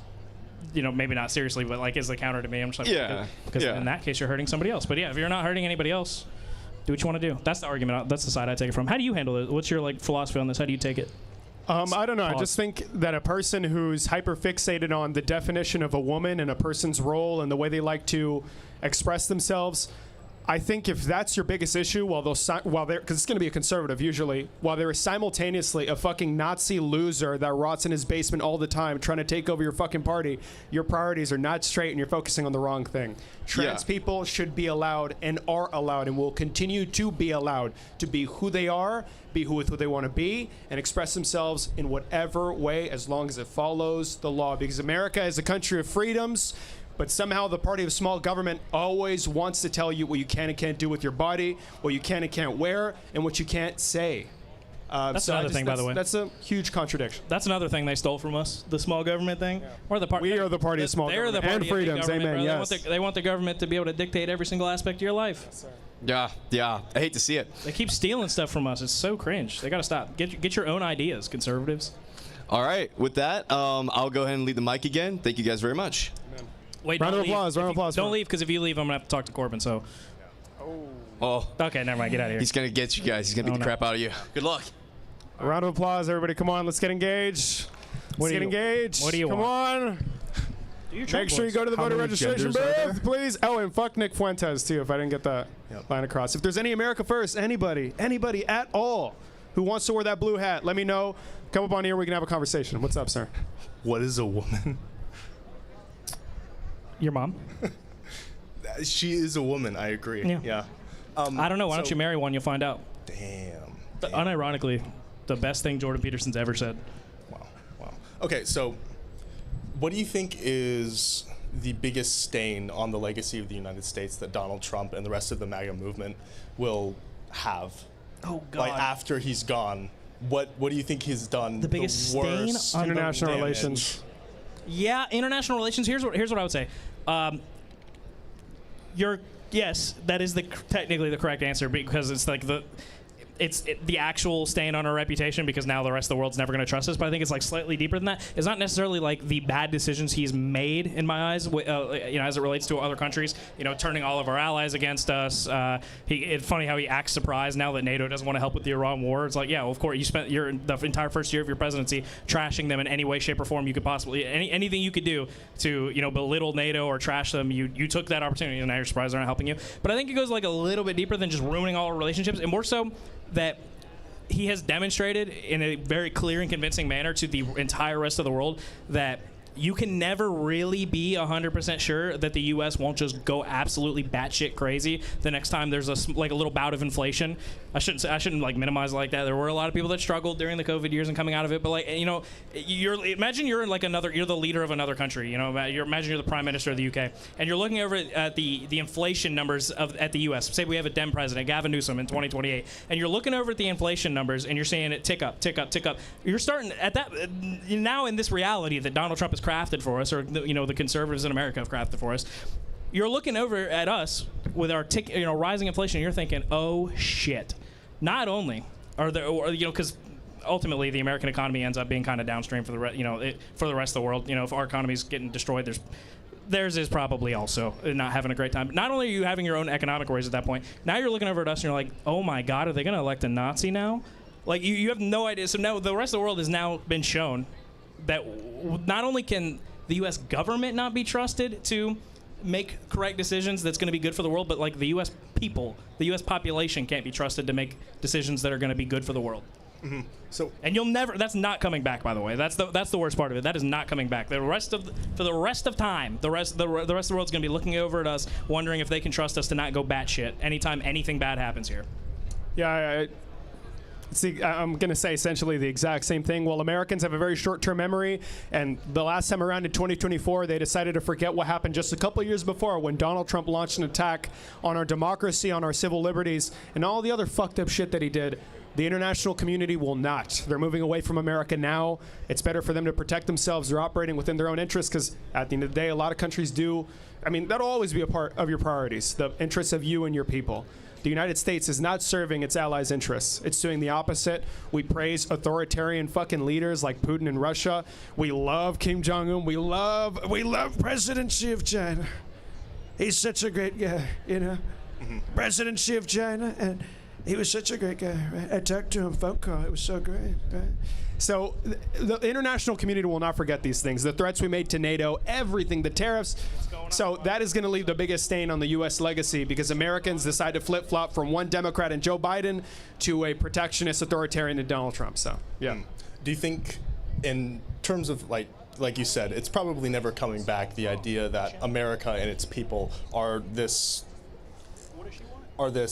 monolith of, or this, like this monolith of this of this like great superior society to the rest of the world. Like we're probably not going to be looked at in that way anymore as like a world protector, a world leader. We might be able to get back to number one, but there's definitely sort of that like underlying feeling of never coming back from what we had before Donald Trump. Just at home, how do you think we ensure someone like Donald Trump isn't able to get back into office? Ultimately, there's like democracy's great, okay? Democracy's a great thing, but in a democracy, you can ultimately never really be sure. Like I use it. I said other countries will never really be able to be sure that we won't just elect a Nazi next time there's this bout of inflation. Like I say that is like it comes off a little memey, but like that is true. Unfortunately, that is just the case. Like anytime the domestic conditions are bad, there is always a chance that we're going to end up, electing some psychopath to office because we think that person will come solve it. And I don't really think that can go anywhere. You can do things to alleviate. We talked earlier about kind of fixing our media environment. That's got to be fixed. It is kind of absurd that Trump can just kind of say whatever, make whatever promises he wants, and that's just taken as the gospel. The current media framework and media apparatus is a large part of the reason for that. Whatever message he puts out, whatever he says, I'm going to do X, Y, or Z. All of right-wing, alternative, and mainstream media will carry that message forward till the end of time, or until he tells them to say something else. Think about I think the easiest example to go to is always just going to be the wars thing, right? He said he was going to be the president of no new wars, and every single, all of mainstream media, all of alternative media, they push that Kamala Harris is going to start a war in Iran. She's going to start. You want your children to be drafted into World War III because she's going to start it. And that message went all the way up until the day he decided he wanted to bomb Iran. Then it was actually, this is super duper based, and you should be thankful that someone has the spine to do what needs to be done. Okay, Kamala wouldn't have had the spine. She wouldn't have had what it takes to do what needs to be done. So that needs to go. The heart of your question though is, even if we were able to fix that, you ask how do we make sure it doesn't happen again? The answer is you can't. You can never really be sure that the American people won't just do some dumb shit. But that's kind of it's our right and our freedoms to do dumb shit. So you hope for the best, I guess. Yeah. Yeah. Well, poor economic circumstances do certainly influence people. Instances like that, like the pandemic, recessions, tend to highlight the structural inadequacies in this country's education. And that dates back prior to high school. It dates back all the way to your elementary years, your kindergarten years. Are you saying we're dumb? Yes, I'm saying listen, they're not the brightest, They're not the brightest, right? A lot of people, they're not that smart, right? And people like Donald Trump love it. They thrive off of an uneducated populace. So what we can do in the future, again, it'll be a cultural shift. It'll be greater investments into education, which I'm sure everybody generally agrees with. That can I think to an extent rectify the issue. But when a person's back is against the wall, when they're not making any money, when they're struggling to get by, when their family members are dropping dead because of a sickness, you never know. It's a very unpredictable landscape. But we can try our hardest to mitigate it or reduce the harm if, God forbid, something were to happen again in the future, similar to COVID. The problem is there's always that tiny chance that we'll just have another COVID but worse. That's always on the table. We could just have COVID again and have it be worse this time, and then we're just right back here. Because Okay, I agree with him a little bit. Yeah, we're kind of dumb here in the U.S. of A. We're a little bit stupid. A little bit, yeah. It's always on the table. Builds character. Good luck. But vote blue, though, and then we can be good. Thank you very much. Vote blue no matter who, always. Thank you, sir. Round of applause, please. Round of applause. Yay, Get Corbin. engaged. Yay. Get engaged. All right. I'm going to pull both of you out of here for just a few minutes. And I'm Thank you, bringing in Marshall and Kane. Marshall ran away. Here he comes. Okay. Kane, you can come on in. So I'm bringing in Marshall and Kane. Marshall is the NCSU president, and Kane is our UGA president. And they're just going to talk a little bit about National Ground Game. Hello, hello. Oh, yep, we can hear that for sure. Hello, everybody. Oh, okay. All right, so yeah, I think I mentioned this a little bit earlier, but we did just start this semester, our chapter. We were kind of one of the first to get started. It's kind of, I think I heard you talk a little bit earlier about kind of the process, but, you know, since we're kind of at different ends of this process, you know, we're started the semester and we built up and now we're in our kind of culminating event. So maybe, could you talk a little bit about, you know, kind of, you know, because we're at the point where we're kind of in, you know, we're going to ride the momentum of this event and kind of go into next semester. We got midterms coming up. So maybe give some people advice if they want to get a chapter started by next semester, you know, what are some good helpful tips that you've been using to kind of get yours going in the beginning stages? Most universities are prone to wanting you to start organizations and get involved to begin with.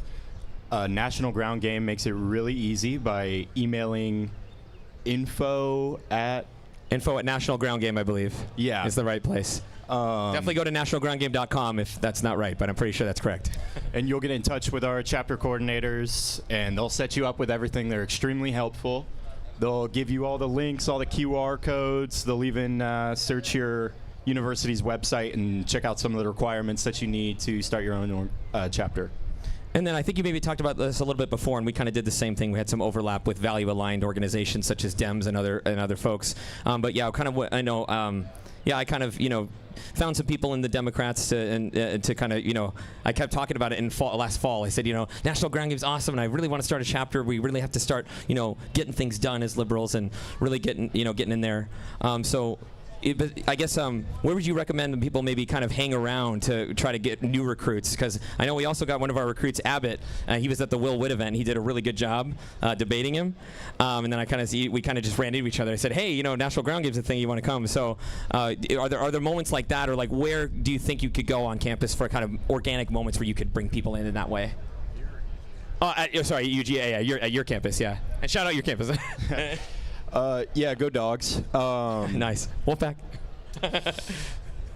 I mean, on campus, there's plenty of opportunities. Once you become an organization, you can post things like flyers up, start your own Instagram. I think digital media, social medias are extraordinarily important.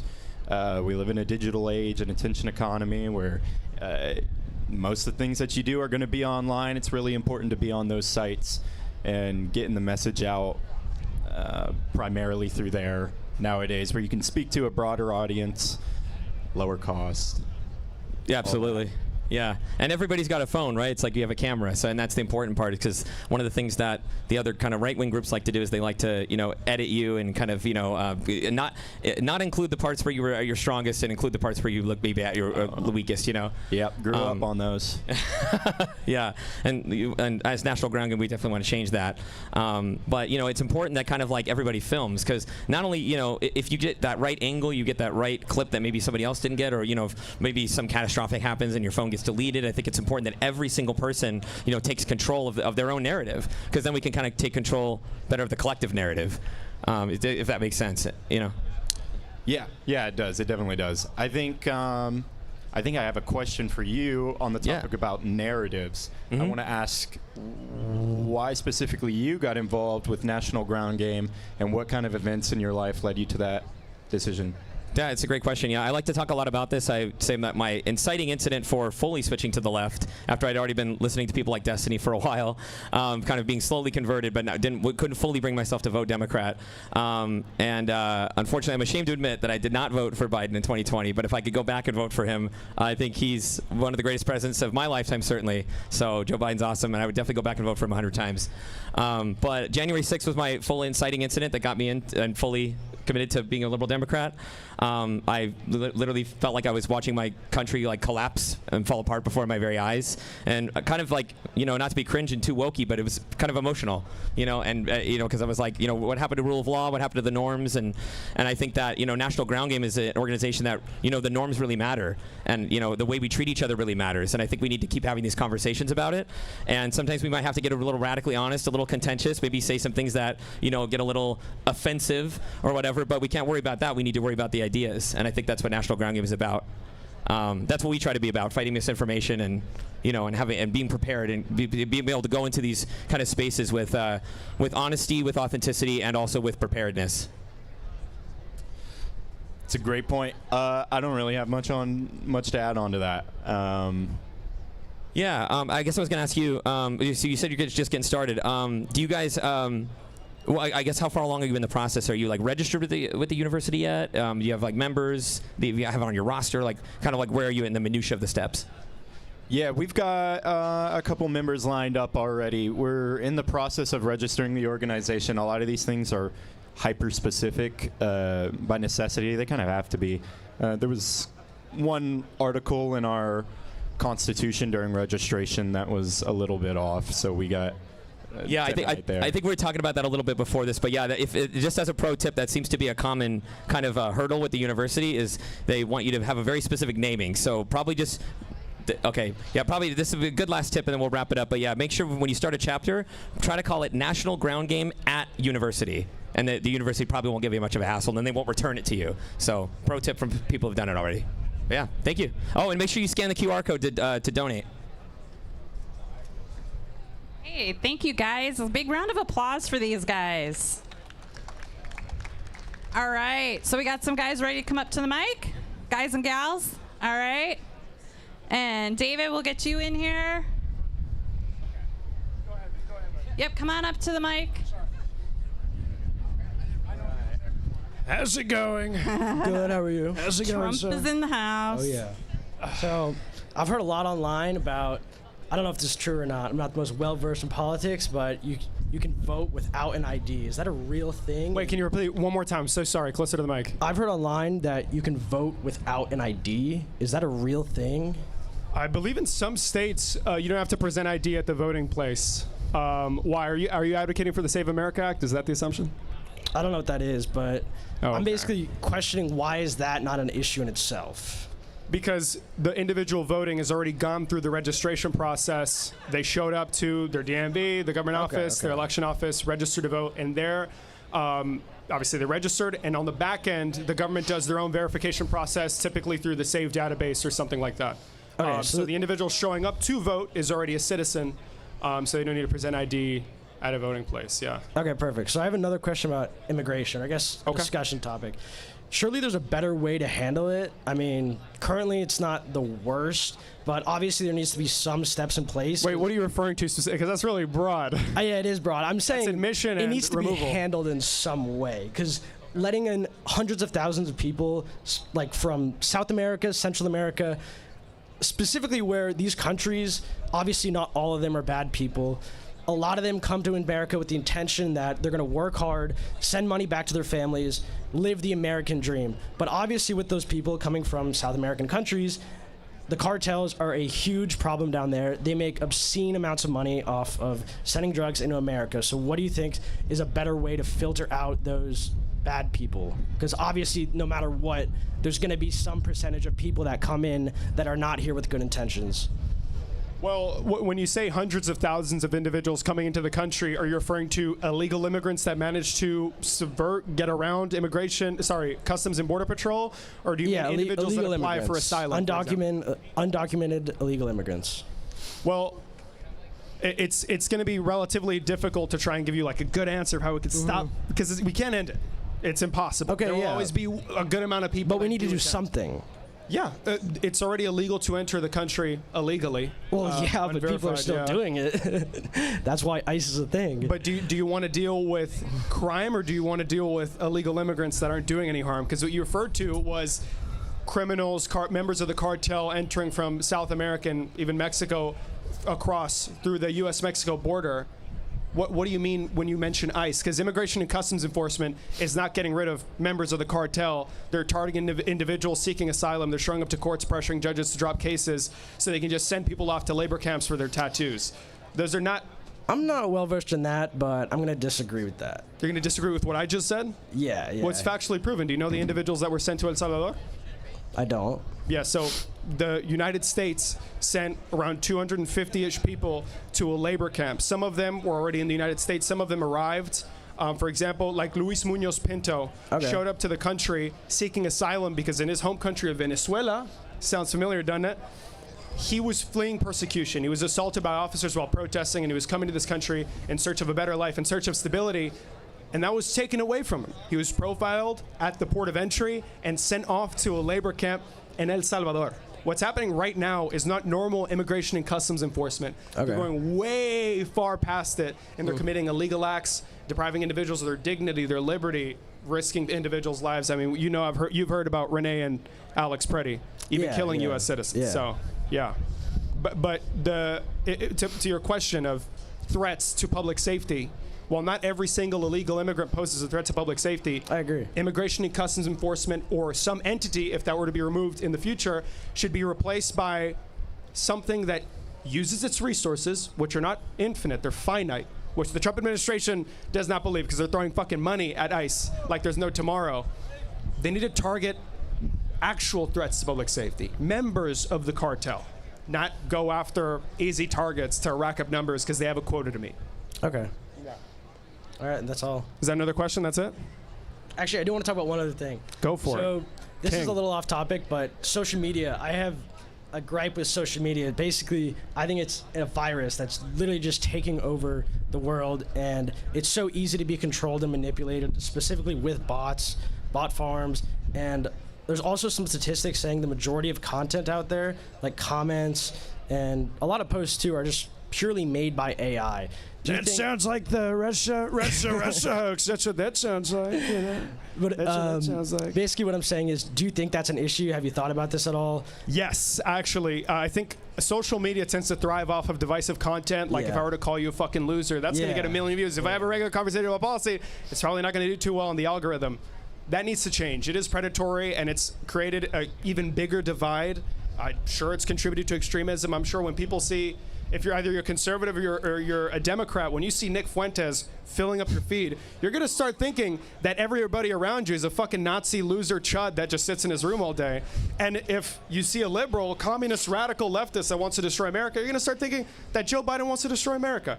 So I recognize that while social media can be a tool for great change, you can get a message out there, great things can happen, it can also be a bit of a threat. So I advocate for, I call on social media companies to better regulate and change the video diet of the average American, because nobody wants to be fed divisive rhetoric. You want progress, you want informative content, everybody says that. But at the same time, people vote with their likes, and everybody tends to like the fucked up shit, so. All right, thank you. Of course, man. A round of applause. I never got your name. Noah? Nice to meet you, Noah. Radical, no. Round of applause for Noah. Yeah. Round of applause. There you go. Hello. How's it going? Good. How are you? Great. What's your name? I'm Preethu. I'm David. Nice to meet you. I just had a question. I just want to hear your take on affirmative action and what you think about that, and then also like the Supreme Court ruling that happened, I guess, a few years ago now. When you say affirmative action, do you use it like a catch-all term for all diversity, equity, and initiative programs, or? Just like mainly in like college admission stuff. I tend to side with the Supreme Court's decision. I feel like I agree with their determination. Yeah. Okay. Do you have the same? They want DI for everybody. You know? I don't think it was a perfect ruling. There was probably some like things overlooked, but yeah, generally speaking, that's probably the right direction to go. Yeah.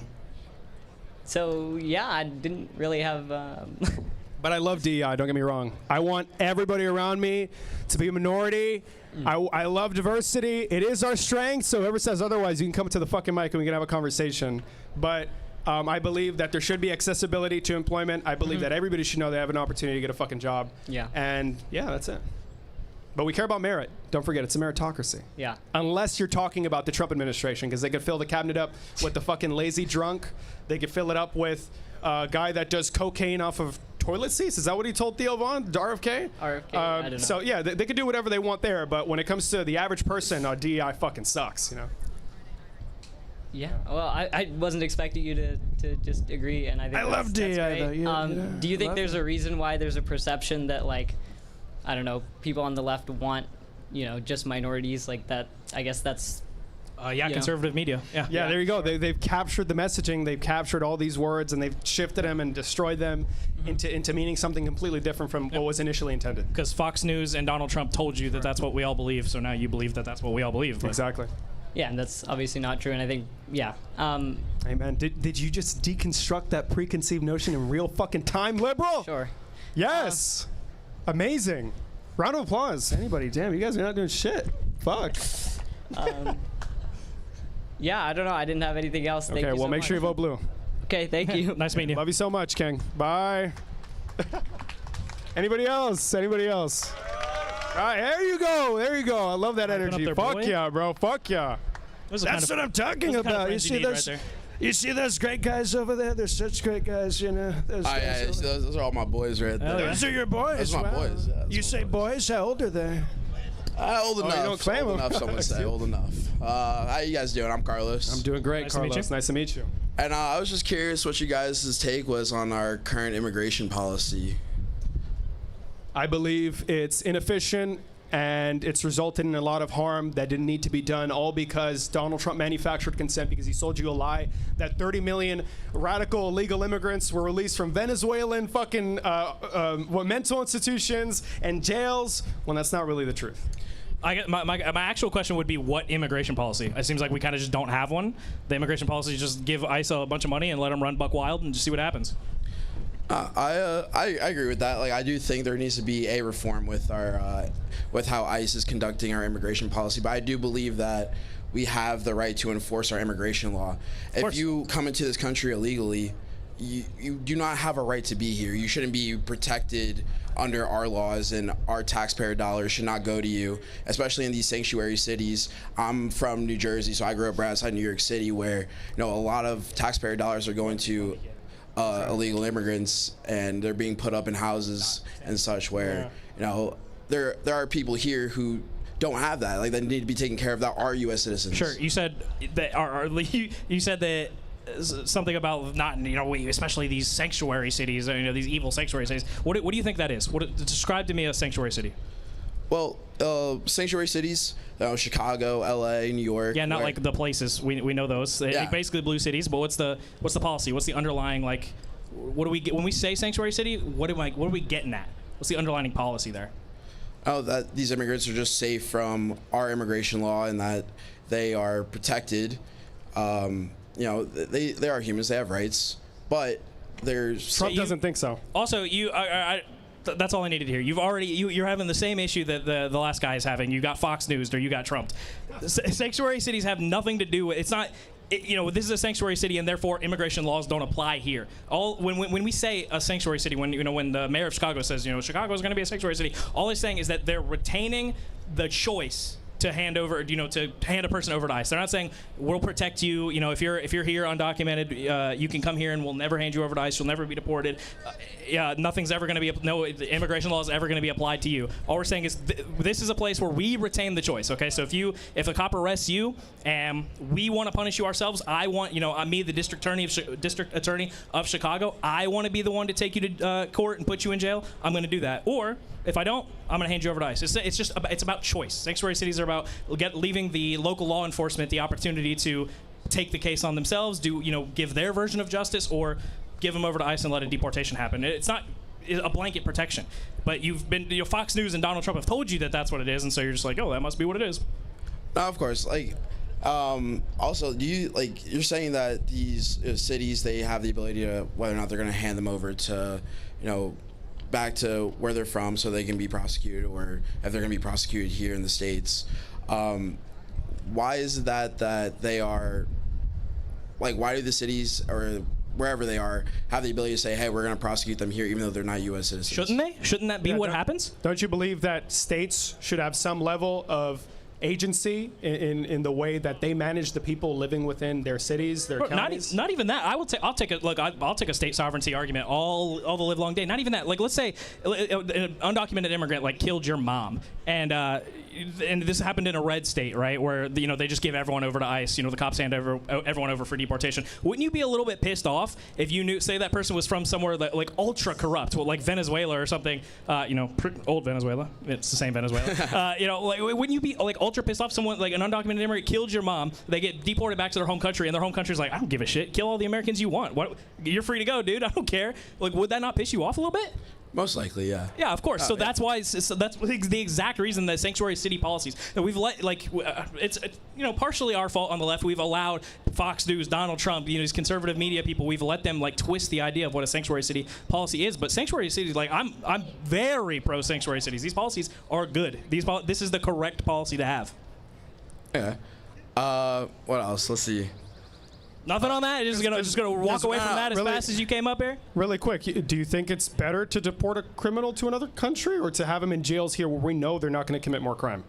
I mean, it's hard to say. Like, I feel like too, like our criminal justice system is also flawed. Like, what makes you say that? Like, just the fraud 34, they target me for nothing, right? Just disproportionately, there are more minorities in our prison system. But does that say anything about the actual criminal justice system itself? Maybe it can. It could, but on its own, does that mean anything? It might not. Of course not. No. But I do think that our justice system it might not be perfect, but I do believe it's one of the best we have. I agree. Yes. So then why'd you discredit one of the best in the world? I trust our criminal justice system way more than I trust Venezuela's criminal justice system, okay? So if you have undocumented immigrants over here killing American citizens or, trafficking shitloads of drugs in here, I want my criminal justice system to deal with them. And if sanctuary city policies allow for exactly that. If our policy is unilaterally across the board, every single criminal that we find is an undocumented immigrant, they get handed over to ICE, they get deported. I think you're going to see a lot. Actually, I don't even have to use a hypothetical. We've literally seen this in the Trump. We've seen the Trump administration do exactly this. What was it? The boat they blew up. They've been doing those Venezuelan drone strike on boats, and one of the people that. You can come up. You guys can come up. You guys are heckling us from the corner. Come up here and get on the mic. But you're not up here. One of the. Don't be scared. Don't be scared. Get on the mic. Come on. He's like the Democrats. Sorry, I'm gonna finish this. Two of the people that survived those strikes were, recovered by the Coast Guard, brought over here. Well, there was an actual deliberation that took place of, the Trump administration says they were trafficking drugs. Says that, no proof. There was a deliberation. Should we keep them here and prosecute them, or should we send them back to, was it Venezuela? I don't know. The Venezuelan drug boats. Yeah. So the decision was made to send them back to Venezuela. The Venezuelan government released them instantly. They're free to go. Are you okay with that? Let's say, we never took them to court. We never even tried to prove it. But if those guys were trafficking shitloads of drugs to the U.S., are you okay with how that played out? They just go back and honest, they get released. The truth is no, it's not. No, of course not. So sanctuary city policies make a lot of sense. But we've framed them, we've allowed them to be framed by conservatives in this way that they're always bad. You have to examine the underlying policy. That's why I asked you, when you say sanctuary city, what are you saying to me? Because nobody actually knows what it is. No, of course. I mean, honestly, I'm a political science student, so we hardly ever. You should know that. Yeah, we do, but we hardly ever talk about it. Realistically, it's just something that's not. Hey, look, just because your professor doesn't actually teach you about something doesn't mean you can't learn it yourself. That's true. But I mean, most of our class discussions do not end up leaning back to the actual. I'm aware. Well, apply to what you learned. Apply to what you learned. In political science, you should be familiar with tactics employed by administrations, by liars, to take advantage of the masses whenever they feel that their life or their safety is at risk. And that's what the Trump administration's done. They painted this picture that, sanctuary cities are just places where immigrants can run rampant and kill poor white women and set them on fire and murder them in the subway stations. That's not the case. Republicans have done more harm in sanctuary cities than sanctuary city policies have done to people. Greg Abbott shipped off 100,000 immigrants against their wishes to these sanctuary cities, and that resulted in the death of people like Sheridan Gorman, which the administration is now weaponizing to blame Democrats. So the only people that don't care about public safety, the only people putting Americans at risk is the Republican Party. I think we just need to take the name back because the name has a negative connotation. You hear We Sanctuary love City. Sanctuary City. You hear Sanctuary City, and the natural conclusion is what you thought they were, right? That's the natural conclusion of that word. They should just be called say that word for me. Prosecutorial discretion. Thank you. Prosecutorial choice states or cities, rather. Yeah, that definitely sounds a little better for sure. That's a way better name. Yeah. That's what they should be called from now on. That's what I'm calling them from now on. Well, I can't say the word. I'm taking back Sanctuary Cities, though. I love Sanctuary Cities. There you go. Can I ask you guys another question, if you don't mind? Of course, yeah, go for it. So a lot of our class discussions lately have been about like political polarization, you know, left, right, liberal, conservative. What do you guys feel? I mean, prior to, you know, Donald Trump's first presidency has like really been the main driver of political polarization in today's climate. Before him, what was it? I'm saying like leading up to him, because and like prior to him, like the divide wasn't as big or wasn't as covered as what the media produces today. Social media, ultimately, unfortunately. His introduction also brought about well, it's because Republicans have always been bad faith. Even before Donald Trump, they accused Obama being a fucking crazy communist when, I don't know, he wasn't really doing shit that was too communist. But Donald Trump acted as the megaphone to all the crazy rhetoric that was said in private discussions about their opponents. He openly called he would make fun of the bludgeoning of Paul Pelosi, Nancy Pelosi's husband. He said, well, the fence didn't hold up there, huh? Which you thought they had a bad wall, you know? He makes fun of political violence. He wields death as a tool. He lies all the fucking time. And he paints this picture that America is so fucked, all because of Democrats, by the way, fueled on lies. There's no politician that does these things. As a matter of fact, let me ask you, think of one. One that does what? One politician that talks and communicates like Trump. There's probably no one that really comes to mind. Exactly. Yeah. He's uniquely bad faith and fucking disgusting. Yeah. And he almost single-handedly has managed to destroy American politics and bring about an even wider divide between people like you and I, like us, who really have no disagreement. We want proper allocation of resources. We want criminals apprehended, and we want people to have their dignity and their rights. But Donald Trump throws a wrench in the whole equation. It makes you believe that we're fucking crazy when that's not the case. Yeah, we talk about that a lot. We just got done reading the Hollow Parties, and it was a really interesting concept. I thought that, you know, like we can have like, you know, very loud, you know, red, blue, like everyone's kind of just like screaming at each other, and that there's just this massive gridlock caused from, you know, Trump, what they're kind of referring to. But I mean, like, what do you guys think about like that concept that like the parties in itself, you know, are hollow, that they really have no function, that there are these huge outside players really dictating policy in the United States? What are you trying to say? It's the who's the outside player? Who's the outside player? Say it. Just say it.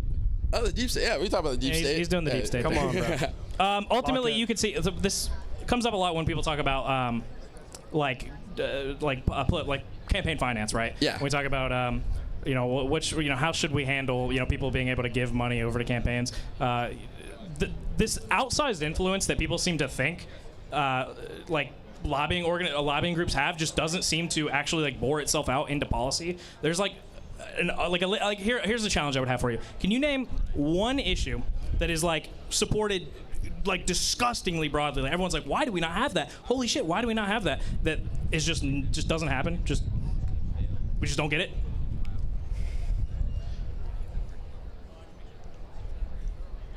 I'm gonna take that as a no. Yeah, probably. He's like Biden. Because we do this thing in America. We like to pass off. We like to pass off blame, or we like to assign blame to outside entities. We're like, well, it's not our fault that this is not getting done. It's someone else. You know, something. You know, some other force is doing it. But ultimately, it just is the case that if wide enough, you know, a big enough swath of the American voting base. I should add voting base, because it's not just about the population. Like, your voice means nothing if you just don't vote. You know, if your voice doesn't get represented in those vote tallies, you don't matter, to politicians at least, right? But there's just no issue that like huge percentages of the American voting base like really, really wants, and it just doesn't happen. Yeah. People like to point to like healthcare issues, like, well, we want, you know, everyone wants Medicare for all. Not really. When you actually dive deeper into those polls, like as you start to tweak the language of polls, the support falls off a cliff pretty quickly. So no, like, I do not believe that there's these outside entities that are just pushing the politicians to do everything. Now, if you want to talk about Trump, That is kind of the case, actually, but it's because like, when I said earlier, he's a special snowflake. He really is in that regard. He loves Benjamin Netanyahu. He really is a special we talk snowflake. about that a lot. Like he's very much a unicorn, and it kind of like throws a lot of like my professors and classmates through a loop because everything he does is very unprecedented, and like you try to understand why he does what he does and why he says what he says, but it's very unique. And I have a lot of empathy for like for students that are in like government classes or poli-sci in college right now during this time. It is really hard to learn like underlying principles and like how the government actually works when none of it is functioning as it should be during the time. Because normally, during normal times, as you're learning something in class, like this is how this works, you would just look to real life and you would see that thing functioning in the way that you're being taught it functions. You can't do that right now. When you're being taught about how the separation of powers, right? You're talking about like this branch does this, and then you look to real life and you're like, no, like it seems like the executive branch just does everything. Congress doesn't do shit. The Supreme Court only matters when Trump says it matters. Like, empathy. I'm sorry you're in the position you're in right now. Oh yeah, of course. Hey, thank you so much, man. What was your name again? Carlos. Nice to meet you, man. You should ask your friends to come up as well. Oh my God, he's got the. Come on, everybody! Don't be scared. Don't be scared. Come on. Come on, guys. Hey, how's it going? Good. Love the hat, dude. Love the hat. Thank you. I appreciate that. My name is Mason. You guys? Andrew. Nice to meet you, Mason. I'm David. Andrew and David. Nice to meet you guys. I just wanted to ask about. I'm a very leftist person. I'm not trying to waste your time or try to like fight you guys on anything. Then what are you doing here? I'm just joking. I'm joking. I'm here to rage bait you from the further left. Go for it. No, I was curious about you guys' thoughts on like how much the government should be doing and how they're doing it wrong. Like the government might overreach in some areas where it's not really their business. Like when it comes to LGBTQ rights, the freedom of expression, and all of that, we might be limiting people in a way that's really not.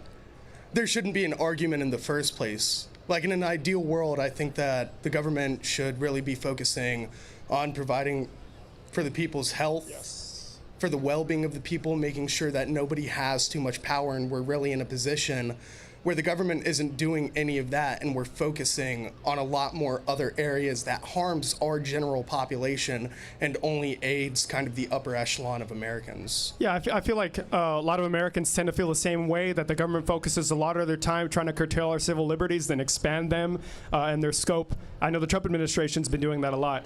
But there are places where I believe the government can play a bigger role. For example, healthcare. I don't believe the private sector and that profit motive is well equipped to deal with life and death.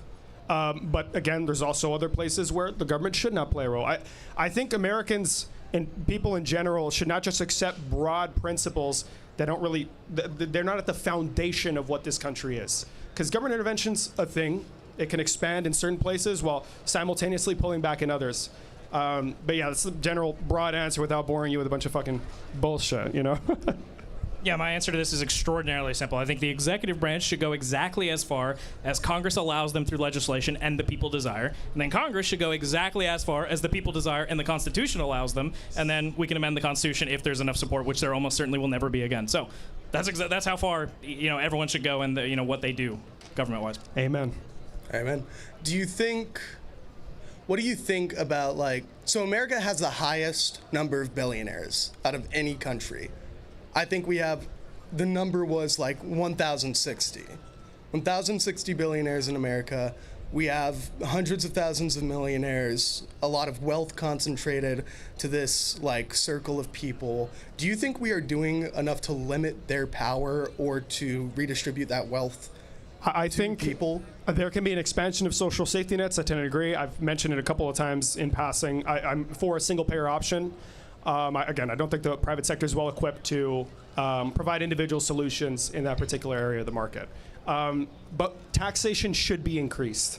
But this idea that we should do it in pursuit of getting rid of all billionaires, if it happens, it happens. If you create a company that's so incredibly popular and does a good job and people love investing in it so your wealth grows and grows and grows, I don't think we should necessarily attack that, right? But it should be difficult, and it is difficult. But at the same time, it's a function of the entrepreneurial and financial success, the business success of this country, because while we have the most number of billionaires, we're also the largest economy, right?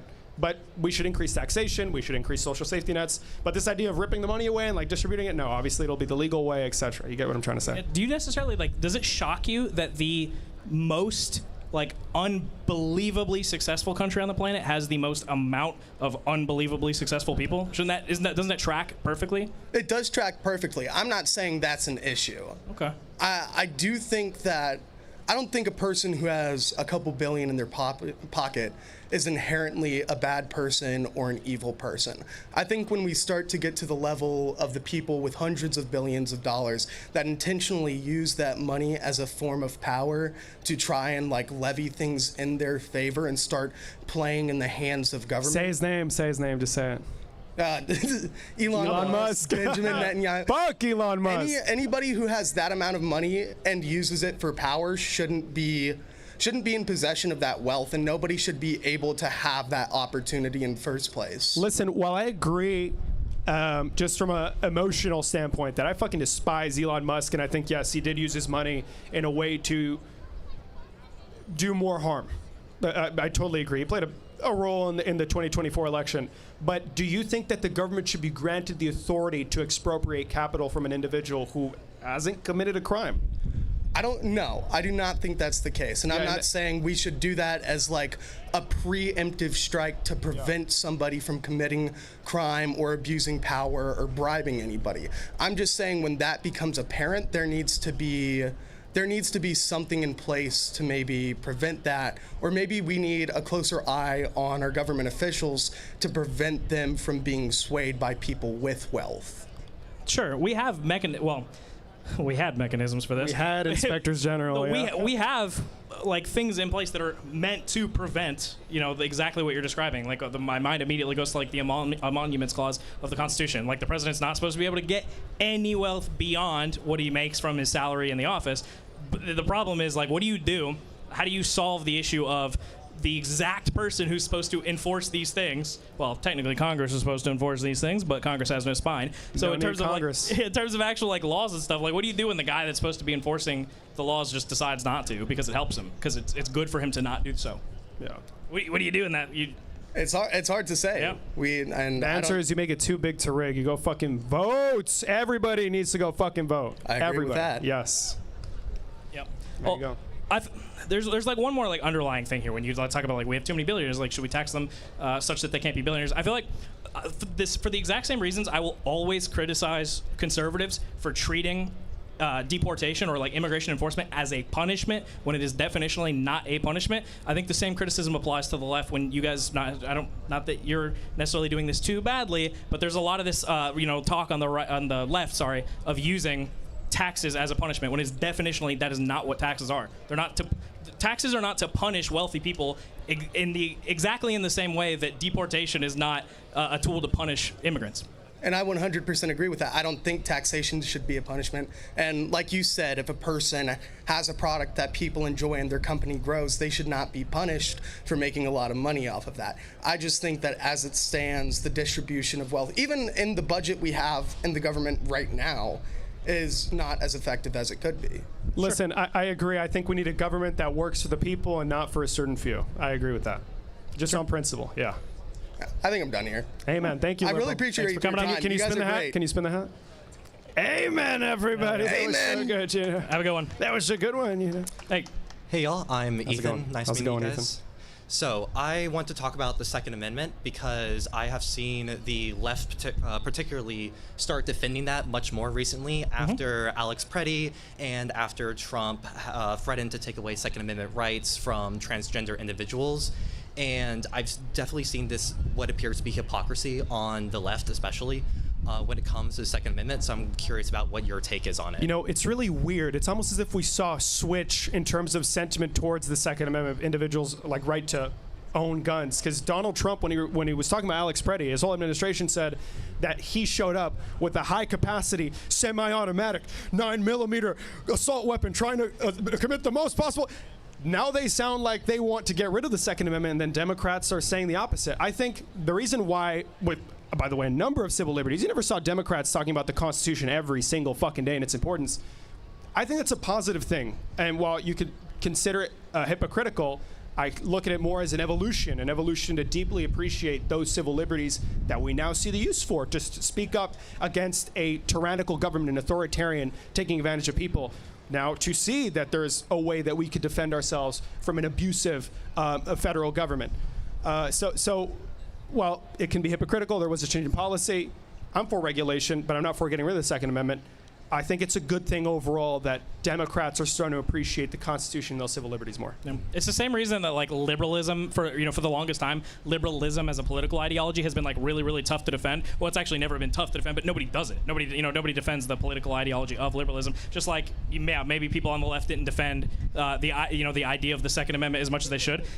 When things are going really, really well, it's like hard to find like good, it's hard to look out at the landscape and see like, well, this is good and this is good and this is good. But when things are going really, really bad, you start to appreciate things a lot more. And now it's like, oh my God, isn't the Fifth Amendment so awesome? Isn't the Second Amendment so awesome? Isn't the First Amendment so awesome? So yeah, now that things are going like really, really awfully, we have like a much deeper appreciation for these things, and maybe you'll see more defense of it, from your left-leaning political pundits or politicians. But one thing I think that's important to keep in mind, especially if you're coming at it from a conservative perspective, is that while you might see you might see us defending these things more because we're appreciating them more as things get worse, nothing changed. The actual fundamental ideology never really changed. It's not like Democrats were like anti-Fifth Amendment, anti-Second Amendment, anti-First Amendment 4 years ago, and now we're like, damn, this shit's pretty cool. We should change our minds. We always had these ideas. You just don't see people defending stuff when times are good. I would argue that there actually was definitely a big change, or at least a more returning to what the Second Amendment actually states, because we have, like, even right now, if it is so bad, then why are we still seeing Virginia, Washington, Minnesota, and California pushing these assault weapons bans, pushing magazine capacity limits, carry rights and everything, even post-Bruin?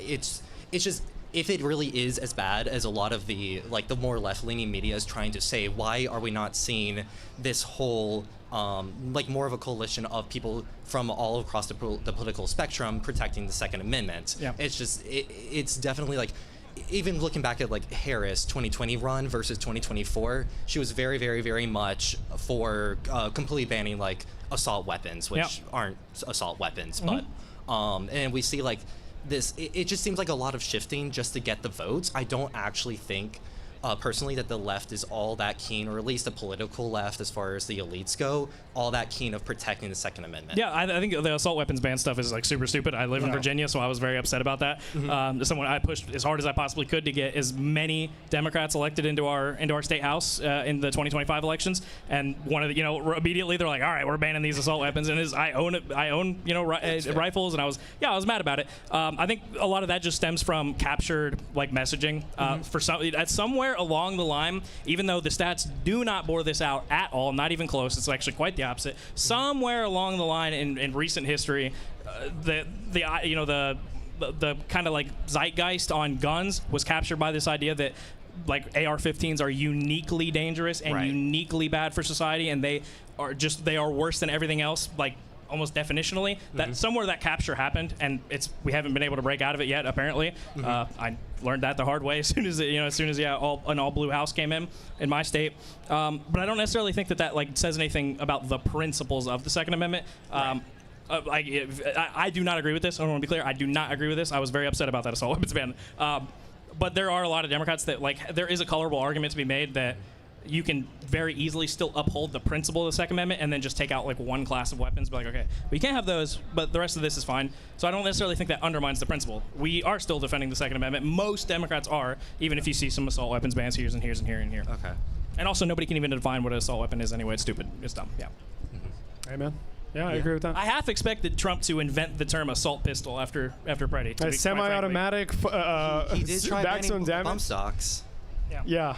That's the one thing that I would point to on a federal level. Like when like states, this is the purpose of states. We want this is good when states do stuff like what you see. Like I'm mad about the assault weapons ban, but this is exactly what they're for, to test out different things in different states. That's the reason we have state sovereignty. So Virginia can do whatever it wants with guns, and Texas can do whatever it wants with guns. But ultimately on the federal level, who do you see?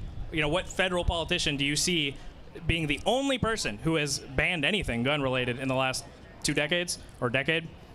Fucking Trump, man. Exactly. The bump stock bullshit. It goes to show that civil liberties don't matter to Trump unless you're using them to speak out against the radical left. Oh, yeah, no, You use the Second Amendment, you show up and you kill 2 legislators who do that, and it's fine. I don't have a problem. That's how I would close this line of dialogue, exactly on that point. If you like value these rights, if you think they're important, if you think it's important to maintain the Second Amendment, the First Amendment, Fifth, all of it, then you might see some states doing some shit you would not like, but federally speaking, Democrats got it's not even close. It is not a close competition. We love our Constitution. Democrats will protect your rights way more than Republicans will. Trump has demonstrated that more than anybody, probably in American history. I'm not entirely sure if I agree on that, but I'll let the person behind me go ahead. Yeah, go ahead. Because it's been taking a while. Well, but thank you. Yeah, thank you, thanks, King. y'all. Have a good one. Hey, man. Peace out, liberal. Round of applause, please. Round of applause, everybody. We love him so much. Goodbye. Goodbye. Oh, he bowed. Wow. How's it going? I'm doing well. How are you guys doing? Doing great, liberal. I'm not here to debate necessarily, but I want to shift the conversation maybe a little bit. You guys are out here dogpiling on Trump, telling everyone to vote blue. Amen. Both of which things I agree with. But I think it requires a certain amount of cognitive dissonance to not recognize that the situation we are in presently, in which we are totally fucked. I agree with your shirt. We need to unfuck America. I don't know where to start with that. We're fucked. But the situation we're in is substantively a result of the failings of the Democratic Party to address the needs of working people, of everyday people, going all the way back to 2012, with Obama, going to Clinton in 2016, to Biden in 2020, Harris in 2024. And so I think while your message is valid, and I agree with it, telling people to vote blue when the Democratic Party has not substantively changed and will not substantively bring new results to the country is dangerous, because that's how we got ourselves in this problem in the first place. And if in 2026, in the midterms, Democrats take over, 2028, we win the presidency, but we fail to deliver on the issues that Americans are really concerned about, we'll put ourselves back in this cycle and end up with, who knows, someone crazier than Trump, because people will be upset about, the issues. Yeah, we literally both said this earlier. Yes, if we don't, when we're in 26, we're gonna clean their clocks. Right. In 28, theoretically, hopefully, we win. We both said earlier, if we don't use that power wisely, then we're just gonna end up right back here. Yeah, we agree. I will say though, hold up. I will say, if your critique of us, like, I'm not critiquing you. well, I'm just saying. the argument here is that by saying that everything is fucked and it's Trump's fault, what we are doing is removing the onus from Democrats, to have not made certain decisions that put Trump in office. Isn't by you shifting it back to the Democrats, isn't that removing the onus from Trump for his ridiculous behavior? He's having an introspective. Aren't you now saying actually it's not Trump's fault that he's a psychopath and makes only bad decisions? It's actually your fault. Well, I'm assuming you mean the dissatisfaction amongst the American people. Yeah. To me, it's so self-apparent that what Trump's doing is insane. It's so harmful for the country. I realize for everyone that may not be the case. Some people may find a twist to how to somehow support him. And anybody agree with that? Anybody support Trump? Anyone? We call that delusion. So I won't take up too much time, because I know that's who you really want to debate. Yeah, we'll see if they come up though. They seem pretty hesitant. To me, it's like, okay, Trump is horrible. We need to move on. But if we come to 2026 and we still have Schumer, Pelosi, Booker in the leadership, there's some Democrats that I think have their heart in the right place. I like Ro Khanna a lot. I like AOC. Mamdani has done really well. I like him. But if we end up with the same leadership, and I don't know, Newsom in 2028, I think we're hardly, maybe we go back to the status quo, if that. But we can't. We can't. So Trump undermined the status quo. He deconstructed the powers that be. We need a Democratic Party that will reconstruct it in a liberal, in a progressive way, and not a centrist way. So I agree. I don't know. Both of us agree with this. Okay. So you need the Democrats need to wield power like Republicans do. They need to wield power like they're never going to get it back. They need to expand the Supreme Court. They need to pass insane legislation. It must be done. Okay. Because if not, then it's fucked. We're on the same page. So I'll leave you. But 2028, who's your endorsement? It's too early. James Salarico. Please run. I need to see this primary. There's certain things I need to hear certain politicians say before I get behind them. To give you an answer, I would love for James Salarico or John Ossoff to run. I think they can get the victory, but we have to see. Yeah. Okay. Yeah. Thank you. Amen. Thank you so much, liberal. Thank you. Round of applause, please, bro. Yay. Fucking hell. Well, the Trump supporters over there, if you guys want to come up and have a conversation. Yeah, probably. Do you guys think that they should come up and have a conversation? Probably last chance. Come on, everybody. Come on. Don't be scared. We're almost wrapped up. You here, can come so talk to probably your last chance. president, you know. Come on. Oh, boy. Yeah, I don't want to. Come on. Someone's got to have something to Defend what say. you believe in. It's okay. Well. There you go. Well, Wow. I guess not. There is no defense. Wow. What do you have to say, Amy? The silence is deafening. I have to say, scan the QR code for those streaming and donate to. Oh, you must National be Ground working with the Game. Unfuck America tour. Wow. Come on, guys. Come Wow. on. Come on. You guys suddenly just went very quiet. There was a lot going on out here like a minute ago. Yeah. Come on. I think I said it earlier, but I kind of there's a degree of understanding that I have. Like, it is not possible to give like an enthusiastic and accurate defense of Donald Trump right now. I don't know how you'd pull it off. I mean, they still support him. They were ballsy enough to raise their hand, but I guess not ballsy enough to come up and have a conversation, defend their beliefs. Well, like if you told Don't be scared. If you It's told okay. if you told me to do a triple backflip right now, I'd just be like, brother, you're out of your mind. I can't do that. It's the same position. Twist yourself into a pretzel, I guess. Same position they find themselves in. It's okay. Well, listen, everybody. The voter registration table is right there. So if you want to ensure that you overpower their vote, unless they come up and have a conversation, you go register to vote. And you need to go vote in the midterms. You engage in your primaries. It's incredibly important to ensure that the damage that Donald Trump has done in this country does not continue. So, looks like the MAGA's scared. Big true.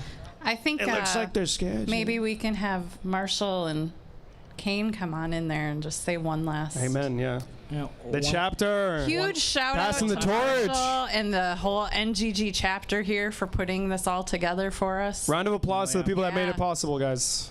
Hope you guys enjoy it too. If you want the tour to come to your college, your city, then make a chapter. Mm-hmm. We'll make it happen. Go to nationalgroundgame.com and. Yep.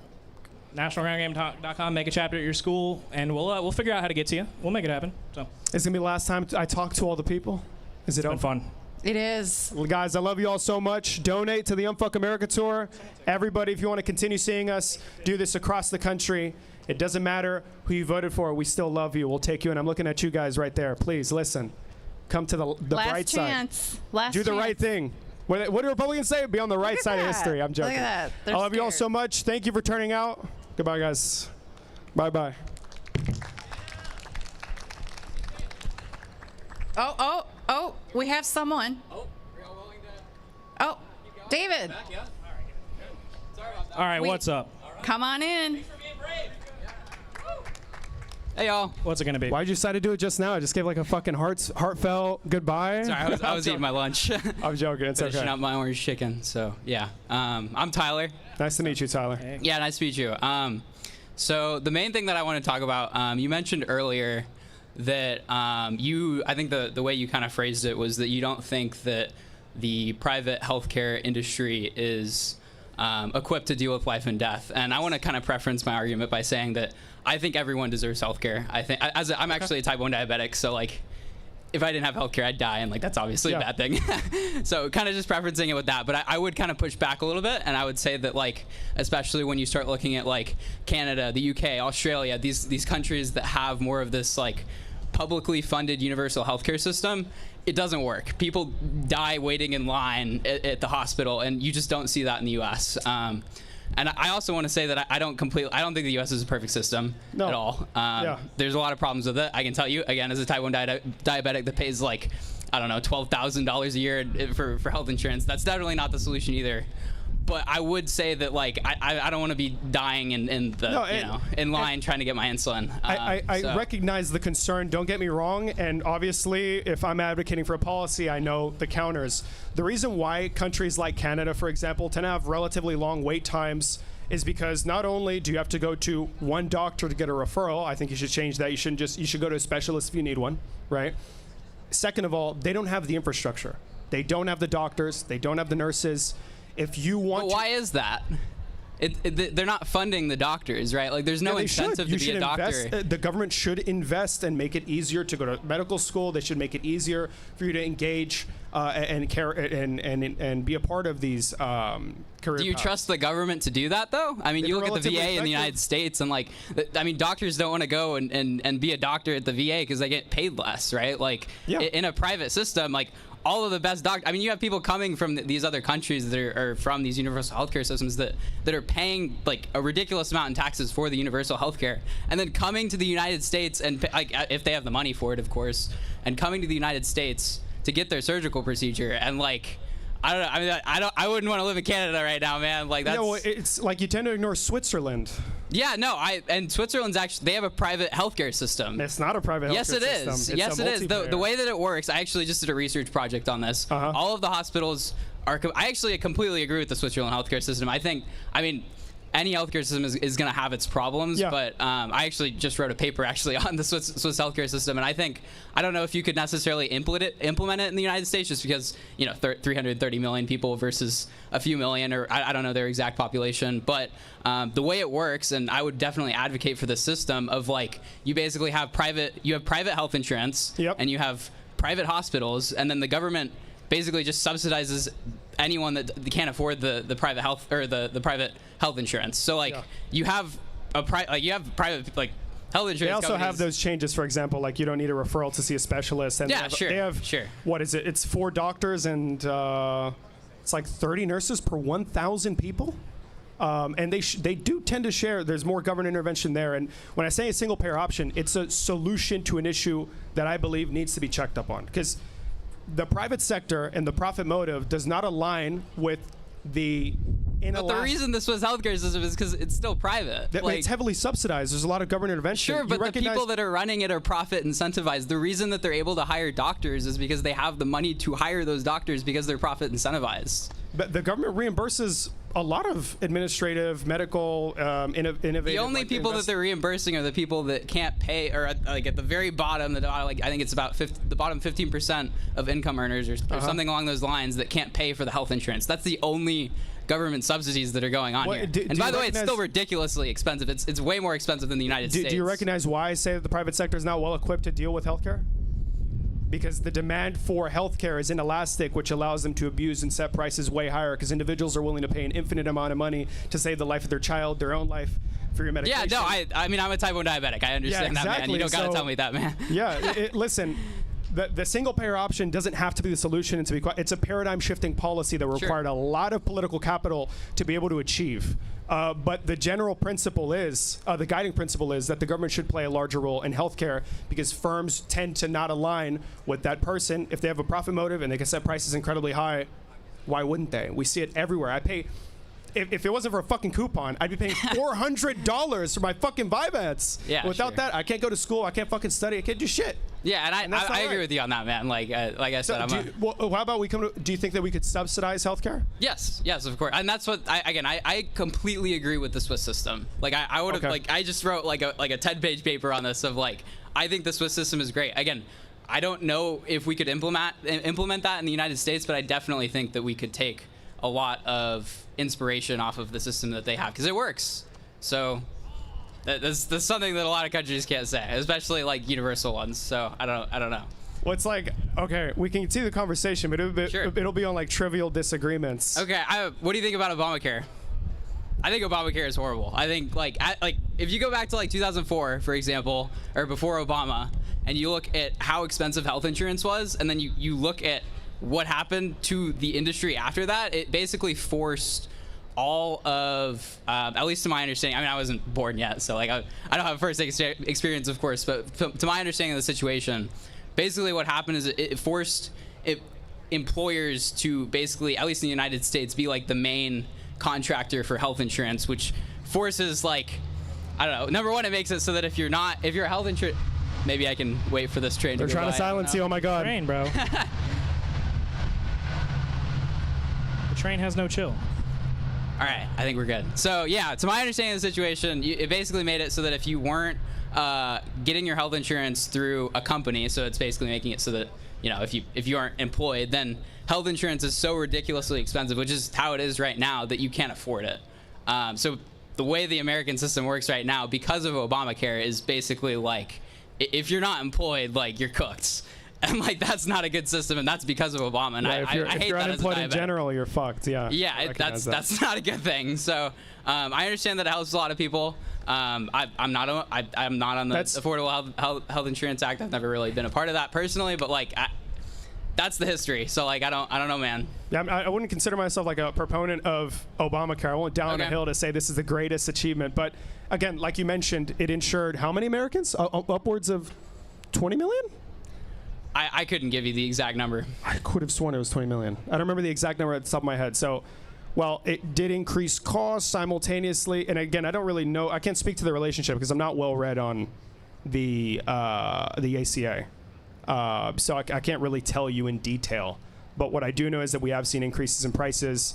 But simultaneously, you saw tens of millions of Americans insured. So, well, obviously, I'm advocating for a different healthcare system. So I see its inadequacies, but I can't really give you a rebuttal. All right, there. cool. Well, I didn't mean to. Oh, were you gonna say something? I think one of the things that people forget about, we love to punch down on Obamacare. One of the things we don't really think about that often is Obamacare was never really meant to be the end all be all. Yeah. Obamacare got exactly, or Obama with Obamacare got exactly as much as he could get with the coalition he had at the time, right? He pushed as far as he could push it before he would have lost that final vote to tip it over the edge. And it was never meant to be like, okay, this is our healthcare system now. That's what we got. Hands up, we're done. It was always meant to be added to, amended, reformed, all that stuff. I think we kind of discount like how over the last like couple of years, it's Trump's fault. We've just lost we can't do big stuff like that anymore. It's just not possible. I would argue that even if you could, you shouldn't, right? Like I don't know. What you're talking about definitionally is like big changes in the healthcare system, right? Sure. So you think we should? I don't want to expand the VA, for example. I don't think like there's veterans that go to the VA, like that have access to the VA that are paying.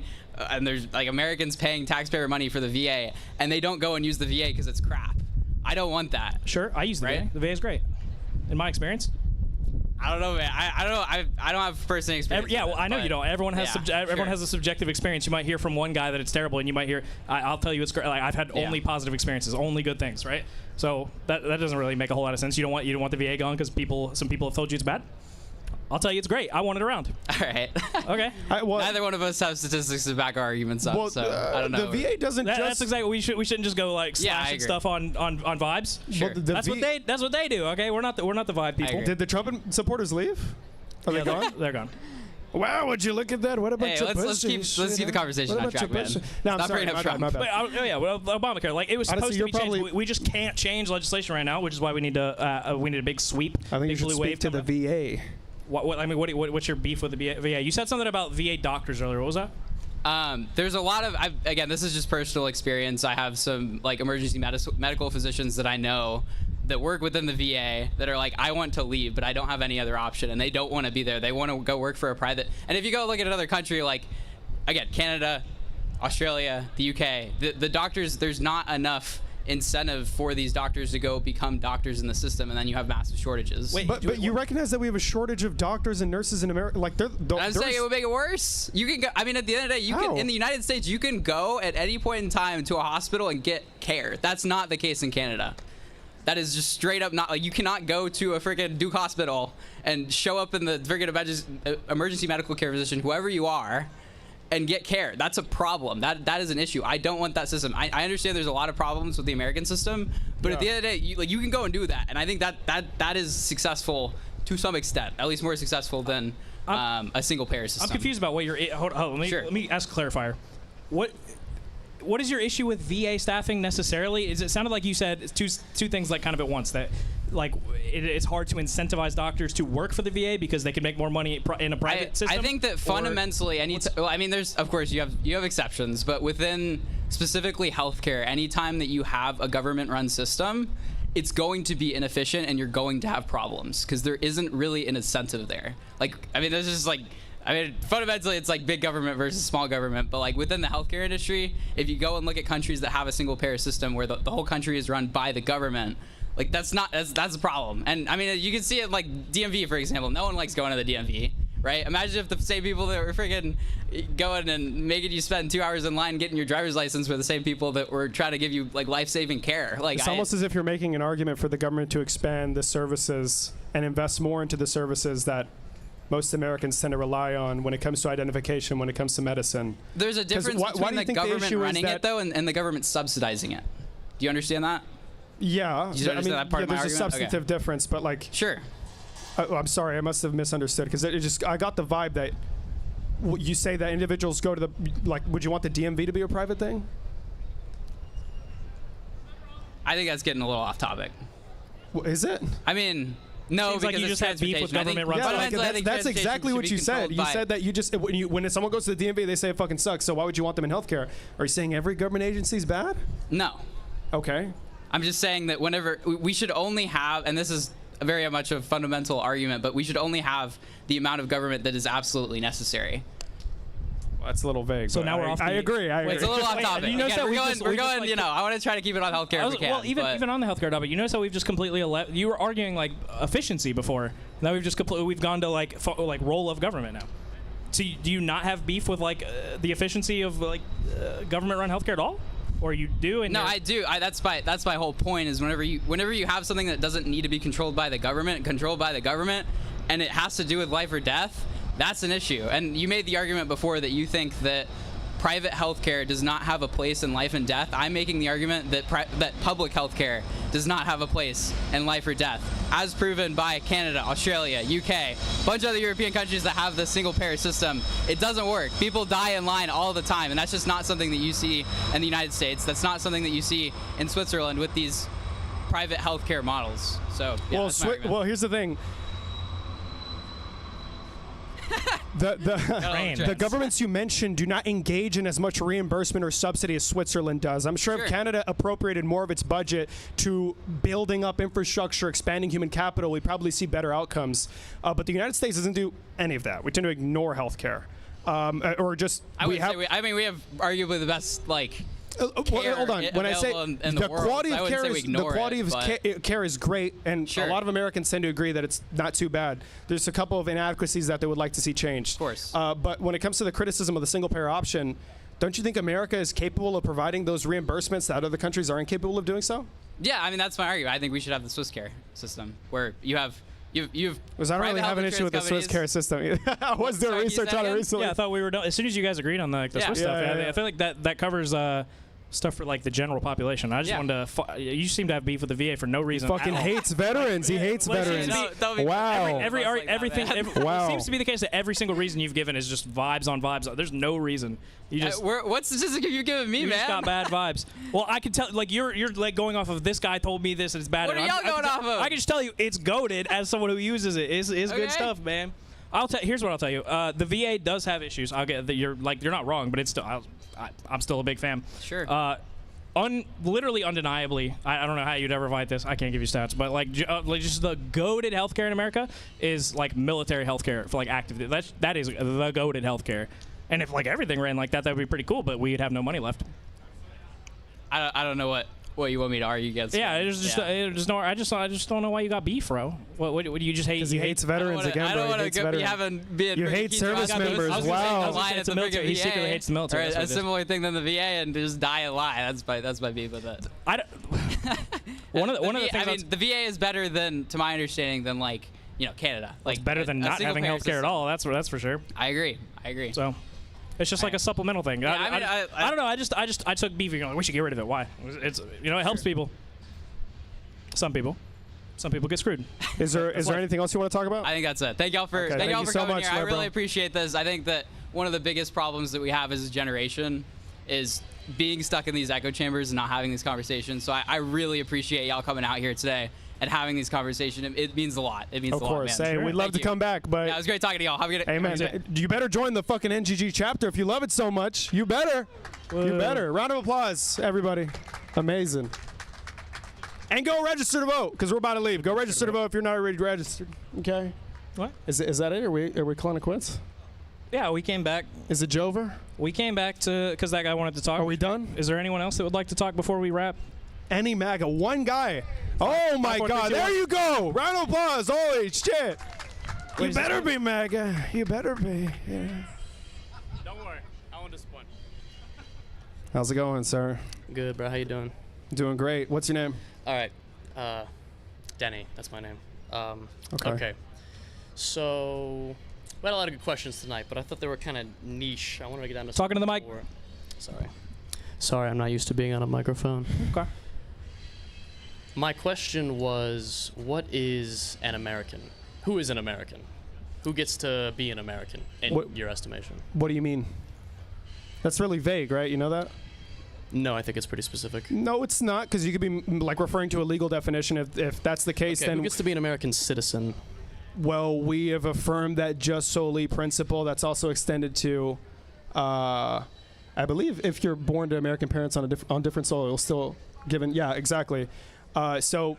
Yeah, time and time again, legal precedent has shown that we've affirmed that jus soli principle, that anybody that is born within the jurisdiction of the United States is a U.S. citizen. So that's what it is.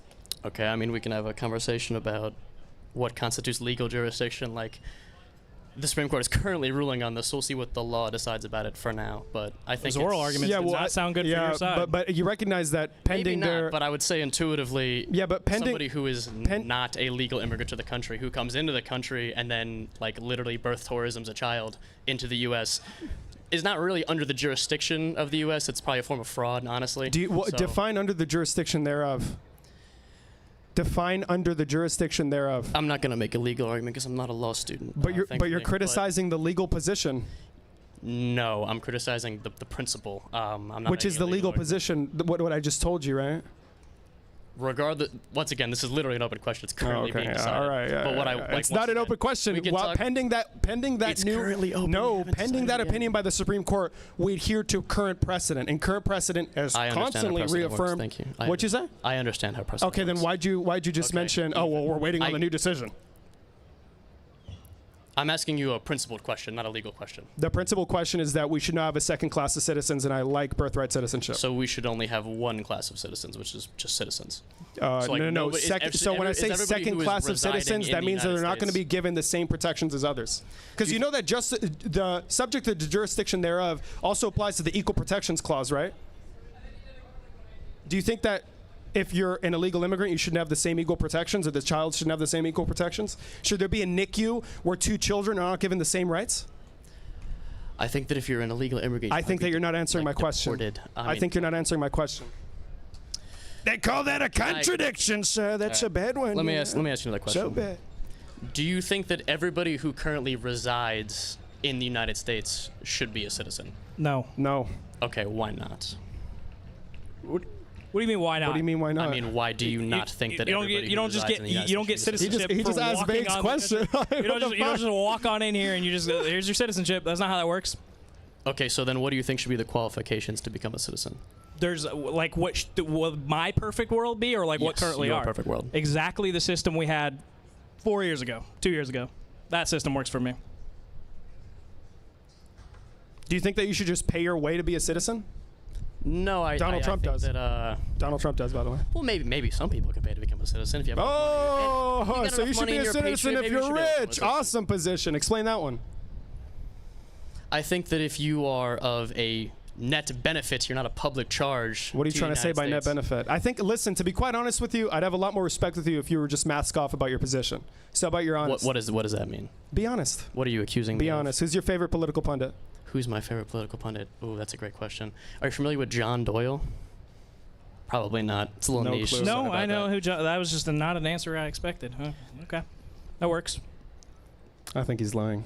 You think I'm lying, bro? Well, Ask me a question. Ask me what favorite Do you political. not know who John is? No That's clue. close enough to the answer you were looking for that it's fine. Oh, okay, gotcha. Yeah. See, you don't know my guy. That makes me sad. Okay. You got anything else? Any answer other? Maybe answer the question. Can you? What do you think? What do you think? I get it's like an appeal to Should poor precedent. people I not understand get that. citizenship? No, not even appeal to. What do you think the citizenship requirement should be then? You give me your idea. I think that we should return. How about this? I'll accept your premise. We should return to what the system was before. I think that, at least as far as it pertains to the situation today, currently, that people who are a who are likely to become a public charge should not be admitted into the United States. I don't think that's super controversial. I think it's a lot of Sure, we're talking about immigration policy now, not wait. When you say likely become a public charge, is that what you said? Yes. What does that mean? It means, I think it means what I said before. They're that poor people shouldn't be given citizenship? More out of the system than they are going to give into it. Why don't we apply that same principle to American citizens that already rely on social safety nets? Because, like you said before, if you to me, it just looks like you're making an excuse to try and prevent a certain group of people from entering the country. What group of people? You tell me. You're accusing You mentioned what do you say? Tourism? What do you say? Birth tourism? This is the thing. Who uses that kind of fucking rhetoric, dude? The DA in Suffolk County in Long Island, shout out Long Island, by the way, but there is a Chinese birth tourism ring that was busted, a fraudulent ring where it was being advertised in China as well as in Turkey, that you would be, if you are pregnant, it was advertised that they would fly you out for a fee to Suffolk County, Long Island, and you would give birth in a Long Island hospital, and then your child would become a citizen, and then because of people call it chain migration. I don't know if that's like a legal term, but how often does that happen? I don't know, but often enough because no. So there's been multiple studies on this. Bro, pull out the source. Okay, sure. Source me, bro. I got you. All right, you can pull up your source on this. My question is, it sounds like what you're describing. Like, look, a lot of people have an issue with it. He's gonna tell you how often it happens. Even if I accepted that, like, exactly what you're describing, the birth tourism, chain migration, which is like a thing that could happen. Like, our legal framework would allow for it. You can have a kid in this country that would become a citizen by birthright that could then sponsor you to get a green card. Right? That's a thing that it could occur with our legal framework. My issue with this entire position, every time anyone has this position, is that it seems like the thing then that you have a problem with is the second part of that chain, the sponsorship up of the child back to the parent. I'm cool with getting rid of that. If you want to get rid of that section, if let's say, well, for one, technically, that already doesn't work if you can just prove that that the situation is fraudulent. Like, if you could provide evidence that the parent traveled here to give birth, if you could provide evidence that this was the intent the entire time, you can just use that can be your excuse to deny the green card on the second part. But that part of the process I have an issue with. I have no clue, however, why you guys always go back to the citizenship portion. Is that not, for one, a billion times more complicated to redo our entire framework of citizenship over a very small issue? Yeah, I would agree with that. I think if we could solve... It seems like you're targeting the wrong thing. No, you're right. I think that if we could solve the immigration problem, I would not have an issue with What's the immigration problem? Structure. There are a lot of people who are coming here who are I thought public there were charges. zero undocumented immigrants that entered the country in the last 2 years. That's what I thought. That might be the case, but there are at least 20 million who are still here. That might be the case. At least 20 million, according to what study? What is it? What does the government say? You're the stats guy. Tell me what the government says. Well, let's see what the government says. Kristi Noem, who has now been removed as the head of DHS, said under oath that 15 to 25 million illegal immigrants came in. The president of the United States said that 30 million illegal immigrants came in. It's almost as if that they're using these large numbers to manufacture consent so they can also make these arguments. We use the buzzword manufacturing consent. Yeah, they are manufacturing consent. That's exactly what they did. That is technically the correct way to use it. Did they not send people to a labor camp in El Salvador that they then justified by saying they were being invaded? Did they do that? Maybe they did. Okay, that's not what I'm asking. What do you mean maybe they did? That's what happened. Okay. Yeah. What I'm asking about is you've been freezing up a lot this entire conversation. I'm a little nervous, okay? I'm sorry. Yeah, it's totally understandable. When you don't know nothing, you're going to tend to be nervous. Bro, you told me to come up here. You were like, bro, can we get the Patriots up here talking about whatever? That's what I'm doing. I'm doing you guys a favor. I'm giving you some engagement. I'm trying to participate. You are. I'm gonna be posting it a lot. I'm not gonna lie. So be ready. Be ready. Be ready. Yeah. I just don't understand this. I'm not. Can you clarify your? I never brought up the study. Sorry. Hold on. I'm just not getting what you're putting forth here. What's your position as to the 14th, as to the citizenship clause? What do you think we should do with that? Okay.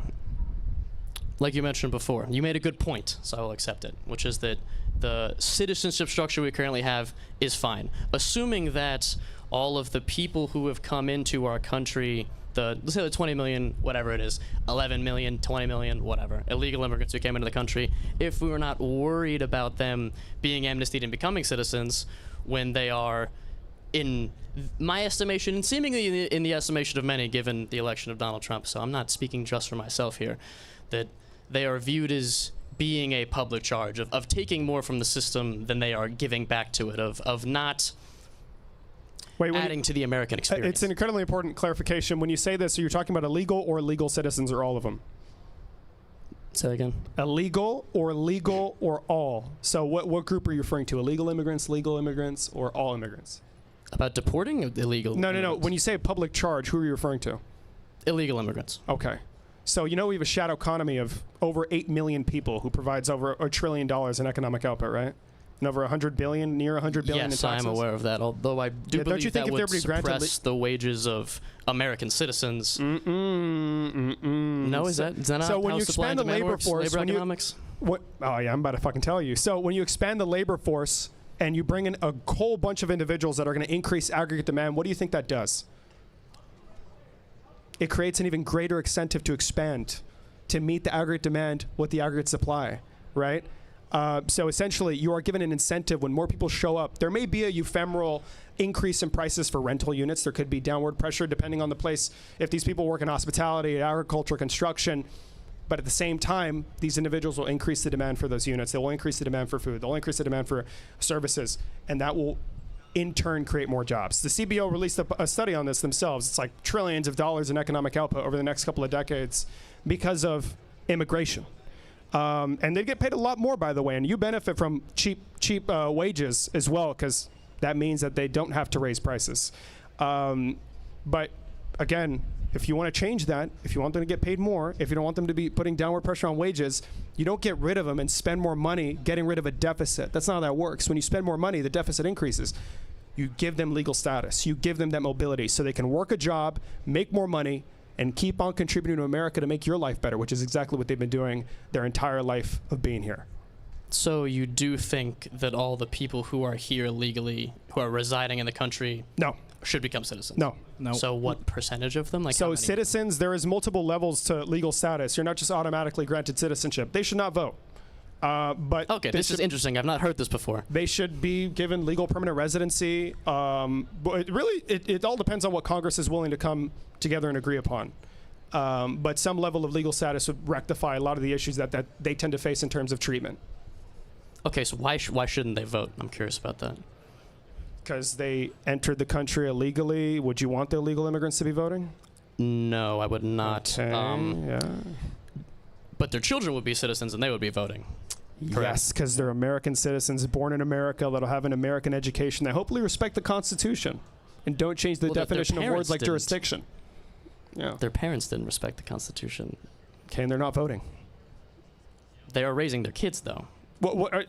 Okay, those illegal immigrants that make up the shadow economy, you're making them out to be like these really big, scary bad guys that are going to tell their kids, mijo, do not support the U.S. Constitution, mijo. I'm going to get so mad at you. I'm going to send you back to Mexico. That's not how that works. They're not crazy people. They came out of necessity to work a job. They're humans just like you and necessity. Is nobody else alive in the entire world besides in America? Like, it's almost as it if... wouldn't even matter if that is exactly what was happening. The underlying principle here makes no sense. If I found out tomorrow that your dad was a rapist, should I throw you in jail?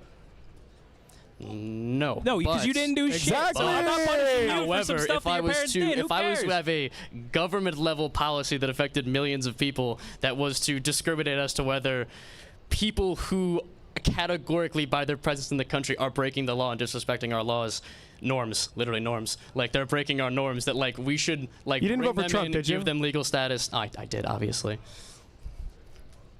Breaking our norms? You're mad about breaking norms and breaking the fucking law? Are you serious? I was making a joke. You said norms. That's what I was talking about. Lock in, bro. Lock in. I just find it so odd. Still, that still doesn't address the underlying. It doesn't make any. It's just a crazy contradiction. Doesn't address the underlying concern there at all. Like, in what other circumstances will we ever punish a child for their parents' actions? There's no other circumstance we would ever do this. The moral principle doesn't track whatsoever. We would never. None of do it this. tracks. It's just a walking contradiction. It's not a moral principle. It's a principle of management. We're a country. We're an organization. To have the government take action against a person who did nothing, who didn't do the thing we're taking action against them for. Should Jack You Smith didn't do it. Should Jack Smith have indicted Barron Trump for the crimes his father committed to try and overthrow our government? Come on, what's the problem? What's the problem? Obviously not. That didn't Why happen, not? But yeah, because we don't allow the government to go after people who didn't do the thing that they're going after them for. Exactly. This is like a very unique category of people. However, like they have broken our laws, and you're going to give them legal status so their children who will, give me a break. You can't say retain- they broke our laws like you have respect for the system when you voted for a 34-count convicted felon that tried to destroy This is it. not addressing my point. I'm sorry. No, it is addressing your point. You're a literally walking fallacy. contradiction. No, it's not a fallacy. That is a fallacy. Because You know that's a logical no. fallacy. You are using the law to drive your position, and the fact that these individuals disrespected it is the greatest transgression. So you want them out of the country. You don't want their kids to have protections. But simultaneously, you voted for a 34-count convicted felon that is violating the law, that has killed American citizens, that is deporting people to labor camps, and now it's not a problem. That to me shows that you have an inexplicable aversion that you're not willing to show to everybody right now. That's the problem. Listen, bro, you can point your finger at me, you can accuse me of things, but not really say what it is you're I'm using your words against you. I'm not accusing you of anything. Regardless, I think I made my point. I do appreciate you guys coming out here and talking with us. Thank you. Okay. Okay. Have a good one. Rough. Listen, that's it, right? We're wrapping it up. Listen, guys, we're wrapping it up. If you want us to continue doing this work all across the country and making America great, you donate and you vote. Donate at unfuckamericatour.com. I love you all so much. Hopefully see you again. Peace out, everybody. Goodbye. Yeah, thank you. All right, let's give David and Andrew another round of applause. And give Marshall and his crew here another round of applause for helping bring the tour to campus. Hey. No, I'm just asking for applause. Oh, yeah. All right. Thank you all so much for coming out today.